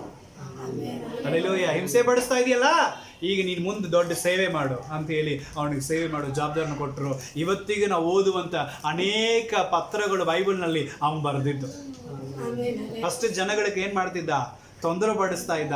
ಈಗ ಅದೇ ತೊಂದರೆ ಇವನಿಗೆ ಬರ್ತಾ ಇದೆ. ಆ ತೊಂದರೆಗಳು ಬಂದಾಗಲೂ ನಾನು ಯೇಸುವನ್ನು ಬಿಡೋದಿಲ್ಲ ಅಂತ ಗಟ್ಟಿ ಹಿಡ್ಕೊಂಡಿದ್ದಾನೆ. ಹಲ್ಲೆಲೂಯಾ. ದೇವರು ಕರೆಯುವಾಗ ನಮ್ಮನ್ನು ಒಪ್ಪಿಸಿಕೊಡ್ಬೇಕು. ಸೌಲನ ದೇವರು ಕರೀತಾ ಇದ್ರು, ಯಾಕೆ ತೊಂದರೆ ಪಡಿಸ್ತಾ ಇದ್ದಿ? ಬಿಡು, ಯಾಕಂದ್ರೆ ಅವ್ರು ನನ್ನವರು, ಈಗ ನೀನು ನನ್ನವನಾಗು ಅಂತೇಳಿ ದೇವರು ಕರೆಯುವಾಗ ಅವನು ಒಪ್ಪಿಸ್ಕೊಟ್ಟು ಬಂದ. ಇವತ್ತು ನಮ್ಮನ್ನು ಹಿಂಸೆ ಪಡಿಸ್ತಾ ಇದ್ದಾರಾ? ಪ್ರಾರ್ಥನೆ ಮಾಡ್ರಿ, ಅವರ ಕಣ್ಣುಗಳನ್ನು ಕೂಡ ದೇವರು ಒಂದು ದಿನ ಮುಟ್ಟುತ್ತಾನೆ. ಅವ್ರಿಗೆ ನಿಜ ಗೊತ್ತಿಲ್ಲ, ಸತ್ಯ ಗೊತ್ತಿಲ್ಲ, ತಿಳುವಳಿಕೆ ಗೊತ್ತಿಲ್ಲ, ಅದಕ್ಕೆ ಹಂಗೆ ಮಾಡ್ತಾ ಇದ್ದಾರೆ. ಒಂದು ದಿನ ದೇವರು ಅವ್ರನ್ನ ಮುಟ್ಟುತ್ತಾರೆ, ಗತ್ತಿಲ್ಲದೆ ಕೆಳಗೆ ಬೀಳ್ತಾರೆ. ಆವಾಗ ದೇವರು ಅವನ ಜೊತೆಗೆ ಮಾತಾಡ್ತಾರೆ. ಹಲ್ಲೆಲೂಯಾ. ಸೊ ಅವಾಗ ಒಂದು ವೇಳೆ ದೇವರು ಮಾತಾಡುವಾಗ ಅವನು ಒಪ್ಪಿಸಿಕೊಟ್ರೆ, ಅಯ್ಯೋ ನಾನು ತಪ್ಪು ಮಾಡೀನಿ ಅಂತೇಳಿ ಒಪ್ಪಿಸಿಕೊಟ್ರೆ ದೇವರು ಅವನನ್ನ ನಿಮ್ಮಲ್ಲಿ ಇನ್ನೂ ದೊಡ್ಡದಾಗಿ ಯೂಸ್ ಮಾಡ್ತಾನೆ. ಒಪ್ಪಿಸಿಕೊಟ್ಟಿಲ್ಲ ಅಂದ್ರೆ ಅವನು ಇಲ್ಲದೆ ಹೋಗ್ಬಿಡ್ತಾನೆ. ಹಲ್ಲೆಲೂಯಾ. ಅಷ್ಟೇ ರೀ, ದೇವರಿಗೆ ಆಪ್ಷನ್ ಎರಡೇ. ಒಂದು, ಪೆಟ್ಟು ಕೊಟ್ಟ ತಕ್ಷಣ ಅಯ್ಯೋ ತಪ್ಪು ಮಾಡಂಗಿಲ್ಲ ಸ್ವಾಮಿ ಅಂತೇಳಿ ಒಪ್ಪಿಸ್ಕೊಂಡ್ರೆ ಆಯ್ತು, ದೇವ್ರನ್ನ ಏನು ಮಾಡ್ಬಿಡ್ತಾನೆ? ದೊಡ್ಡ ಆಲಾಗಿ ಚೇಂಜ್ ಮಾಡ್ತಾನೆ. ಇಲ್ಲ, ಆ ಪೆಟ್ಟಿನಲ್ಲಿ ನೀನು ದೇವ್ರನ್ನ ತಿಳ್ಕೊಂಡಂಗಿಲ್ಲ ಅಂತ ಹೇಳಿದ್ರೆ ಮುಗೀತು, ನೀನು ಯಾರು ಬಿಡಿಸ್ಲಿಕ್ಕೆ ಬರೋದಿಲ್ಲ. ಎಷ್ಟು ದೊಡ್ಡ ಸೇವಕರು ಬಂದ್ರು ಬಿಡಿಸ್ಲಿಕ್ಕೆ ಆಗೋದು ಇಲ್ಲ. ದೇವರು ಕರೆಯುವಾಗ ನಮ್ಮನ್ನು ಏನು ಮಾಡಬೇಕು? ನಾವು ಸಮರ್ಪಿಸಬೇಕು. ಸೌಲ್ ಸಮರ್ಪಿಸಿದ, ಇವತ್ತು ದೊಡ್ಡ ಪೌಲಾಗಿ ಸೇವೆ ಮಾಡ್ತಾ ಇದ್ದಾನೆ. 14 ಪತ್ರಗಳನ್ನು ಬರೆದಿದ್ದಾನೆ, ಅನೇಕ ದೇಶಗಳಿಗೆ ಪ್ರಯಾಣ ಮಾಡಿದ್ದಾನೆ. ಅವನ ತರ ಸೇವೆ ಜಗತ್ತಿನಲ್ಲಿ ಇವತ್ತಿಗೂ ಯಾರೂ ಮಾಡಿಲ್ಲ. ಅಂತ ದೊಡ್ಡ ಸೇವೆ ಮಾಡಿದ, ಕೆಲಸ ಮಾಡಿಕೊಂಡು. ಅರ್ಥ ಆಯ್ತಲ್ರಿ? ಎಲ್ಲಿ ಹೋಗ್ತಾನೆ, ಏನು ಕೆಲಸ ಸಿಗ್ತಾವ ಕೆಲಸ ಮಾಡ್ತಾನೆ, ಸೇವೆ ಸಾರ್ತಾನೆ, ಸಭೆ ಕಟ್ಟುತ್ತಾನೆ. ಆಮೇಲೆ ಅಂತ ದೊಡ್ಡ ಸೇವಕನಾಗಿ ದೇವರು ಸೌಲನ್ನು ಚೇಂಜ್ ಮಾಡಿದ್ದಾನೆ. ಇವತ್ತು ದೇವರು ನಿನ್ನನ್ನು ಕರೀತಾ ಇದ್ದಾನೆ. ಹಲ್ಲೆಲೂಯಾ. ದೇವರು ಏನು ಮಾಡ್ತಿದ್ದಾನ್ರಿ? ನಿಮ್ಮನ್ನ ಕರೀತಾ ಇದ್ದಾನೆ. ಕರೆಯುವಾಗಲೇ ಏನು ಮಾಡ್ಬೇಕು? ನಾವು ಏನು ಮಾಡಬೇಕು? ಒಪ್ಪಿಸಿಕೊಡ್ಬೇಕು, ಸಮರ್ಪಿಸಬೇಕು. ಅದರಲ್ಲಿ 1-2 ಸಾರಿ ದೇವ ಸೇವಕರು ಏನೋ ಒತ್ತಡ ಮಾಡ್ತಾ ಇದ್ದಾರಾ? ಏನೋ ದೇವರ ಉದ್ದೇಶ ನಿನ್ನ ಮೇಲೆ ಇದೆ. ಹಲ್ಲೆಲೂಯಾ. ಸೊ ಆವಾಗ ಏನು ಮಾಡಬೇಕು? ಏನೇ ನಡೀಲಿ ಅಂತೇಳಿ ಒಪ್ಪಿಸಿಕೊಡು, ದೇವರು ನಿನ್ನ ಉಪಯೋಗಿಸ್ತಾನೆ. ಹಲ್ಲೆಲೂಯಾ. ಯಾಕಂದ್ರೆ ಈಗ ಅನೇಕ ವ್ಯಕ್ತಿಗಳನ್ನ ದೇವರು ಏನು ಮಾಡಿದ್ರು? ಕರೆದಿದ್ದಾರೆ. ಕರೆಯುವಾಗೆಲ್ಲ ಅವ್ರು ಏನು ಮಾಡಿದ್ರು? ಒಪ್ಪಿಸಿಕೊಟ್ರು. So when your name is repeated twice, you have to listen very carefully. Amen. 2 ಸಾರಿ ದೇವರನ್ನ ಹೆಸರನ್ನ ಕರೀತಾ ಇದ್ದಾನ, ನೀನು ತುಂಬಾ ಎಚ್ಚರವಾಗಿ ಗಮನವಾಗಿ ಕೇಳಬೇಕು. ಯಾಕಂದ್ರೆ ದೇವರು ಏನೋ ಒಂದು ಉದ್ದೇಶ ಇಟ್ಟುಕೊಂಡು ಕರೀತಾ ಇದ್ದಾನೆ. ದೇವರೇನೋ ಒಂದು ಉದ್ದೇಶವನ್ನು ಇಟ್ಟುಕೊಂಡು ಏನ್ ಮಾಡ್ತಿದ್ದಾನೆ, ಕರೀತಾ ಇದ್ದಾನೆ. ದೇವರ ಕರೆಯುವಾಗ ಒಪ್ಪಿಸಿಕೊಡು. ನಿನಗೆ ವ್ಯಾಧಿ ಬರೋದಿಲ್ಲ, ನಿನಗೆ ರೋಗ ಬರೋದಿಲ್ಲ, ನಿನಗೆ ಬೆಳಗಿನತೆ ಬರೋದಿಲ್ಲ, ನಿನಗೆ ತೊಂದರೆ ಬರೋಂಗಿಲ್ಲ, ನಿನಗೆ ಹಿಂಸೆಗಳು ಬರೋಂಗಿಲ್ಲ. ಯಾಕಂದ್ರೆ ಕರೆದವನು ನಿನ್ನನ್ನು ಮೇಲೆ ಕೆತ್ತಾನೆ. ಆಮೇಲೆ ಅಲ್ಲೆಲ್ಲೂಯ್ಯ. ನಮ್ಮನ್ನು ಒಪ್ಪಿಸಿಕೊಟ್ರೆ ಸಾಕು, ಒಪ್ಪಿಸಿಕೊಟ್ರೆ ಮಾತ್ರ ಸಾಕು. ಮಿಕ್ಕಿದೆಲ್ಲ ದೇವರು ನನಗಾಗಿ ಎಲ್ಲ ನೋಡಿಕೊಳ್ಳುತ್ತೆ. ಅಲ್ಲೆಲ್ಲೂಯ್ಯ. ಮಾರ್ಗವನ್ನು ತೋರಿಸುವಂಥವನು ಆತನೇ ಆಗಿದ್ದಾನೆ. ನಾವು ನಮ್ಮನ್ನು ಸಮರ್ಪಿಸಿ ನಾವು ಪ್ರಾರ್ಥನೆ ಮಾಡೋಣ, ಒಪ್ಪಿಸಿಕೊಡೋಣ. ದೇವರೇ, ಈ ವಾಕ್ಯಗಳಂತೆ ಇವತ್ತು ನನ್ನನ್ನು ಕರೀತಾ ಇದ್ದೀರಲ್ಲಪ್ಪ, ಇವತ್ತು ನನ್ನನ್ನು ಕರೀತಾ ಇದ್ದೀರಿ ಸ್ವಾಮಿ. ನೀ ನನ್ನ ಕರೆಯುವಾಗಲೇ ನನ್ನನ್ನು ಒಪ್ಪಿಸಿಕೊಡ್ತಾ ಇದ್ದಾನೆ. ಕರ್ತನೇ, ಅಬ್ರಹಾಮನನ್ನು ಕರೆದಿದ್ದಿ, ಅವನನ್ನು ದೊಡ್ಡ ತಂದೆಯಾಗಿ ಮಾರ್ಪಡಿಸಿದ್ರಿ ಸ್ವಾಮಿ. ಯಾಕೋಬನನ್ನು ಕರೆದಿದ್ದಿ, ಅವನೊಂದು ದೊಡ್ಡ ಜನಾಂಗವಾಗಿ ಮಾರ್ಪಡಿಸಿದ್ರಿ ಸ್ವಾಮಿ. ಮೋಸೆಯನ್ನು ಕರೆದಿದ್ದಿ, ಒಂದು ಒಳ್ಳೆ ನಾಯಕನಾಗಿ ಅವನ್ನ ಮಾರ್ಪಡಿಸಿದ್ರಿ ಸ್ವಾಮಿ. ಕರ್ತನೇ, ಸಾಮುವೇಲನ ಕರೆದಿದ್ದಿ, ಅವನ ದೊಡ್ಡ ಪ್ರವಾದಿಯಾಗಿ ಮಾರ್ಪಡಿಸಿದ್ರಿ ಸ್ವಾಮಿ. ಕರ್ತನೇ, ಮಾರ್ತಳನನ್ನು ಕರೆದಿದ್ದಿ, ಅವಳಿಗೊಂದು ಒಳ್ಳೆ ಆಲೋಚನೆಯನ್ನು ಕೊಟ್ಟಿದ್ದೀರಿ ಸ್ವಾಮಿ. ಸೀಮೋನನ್ನು ಕರೆದಿದ್ದೀರಿ, ಅವನು ಬರುವ ಕೇಡಿನಿಂದ ಅವನು ತಪ್ಪಿಸಿದ್ರಿ ಸ್ವಾಮಿ. ಸೌಲನನ್ನು ಕರೆದಿದ್ರಿ, ಅವನ ದೊಡ್ಡ ಸೇವಕನಾಗಿ ನೀನು ಮಾರ್ಪಡಿಸಿದ್ರಿ ಸ್ವಾಮಿ. ಈಗ ಅವರು ಕರೆಯುವಾಗಲೆಲ್ಲ ಅವರು ಒಪ್ಪಿಸಿಕೊಟ್ರು, ಹಾಗಾಗಿ ಅವರ ಜೀವಿತದಲ್ಲಿ ಒಳ್ಳೆಯದನ್ನು ಪಡೆದುಕೊಂಡ್ರು. ಇವತ್ತು ಅದೇ ದೇವರು ನಮ್ಮನ್ನು ಕರೀತಾ ಇದ್ದೀರಿ ಸ್ವಾಮಿ, ನಮ್ಮನ್ನು ಕರೀತಾ ಇದ್ದೀರಿ ಸ್ವಾಮಿ, ನಮ್ಮನ್ನು ಕರೀತಾ ಇದ್ದೀರಿ ಸ್ವಾಮಿ.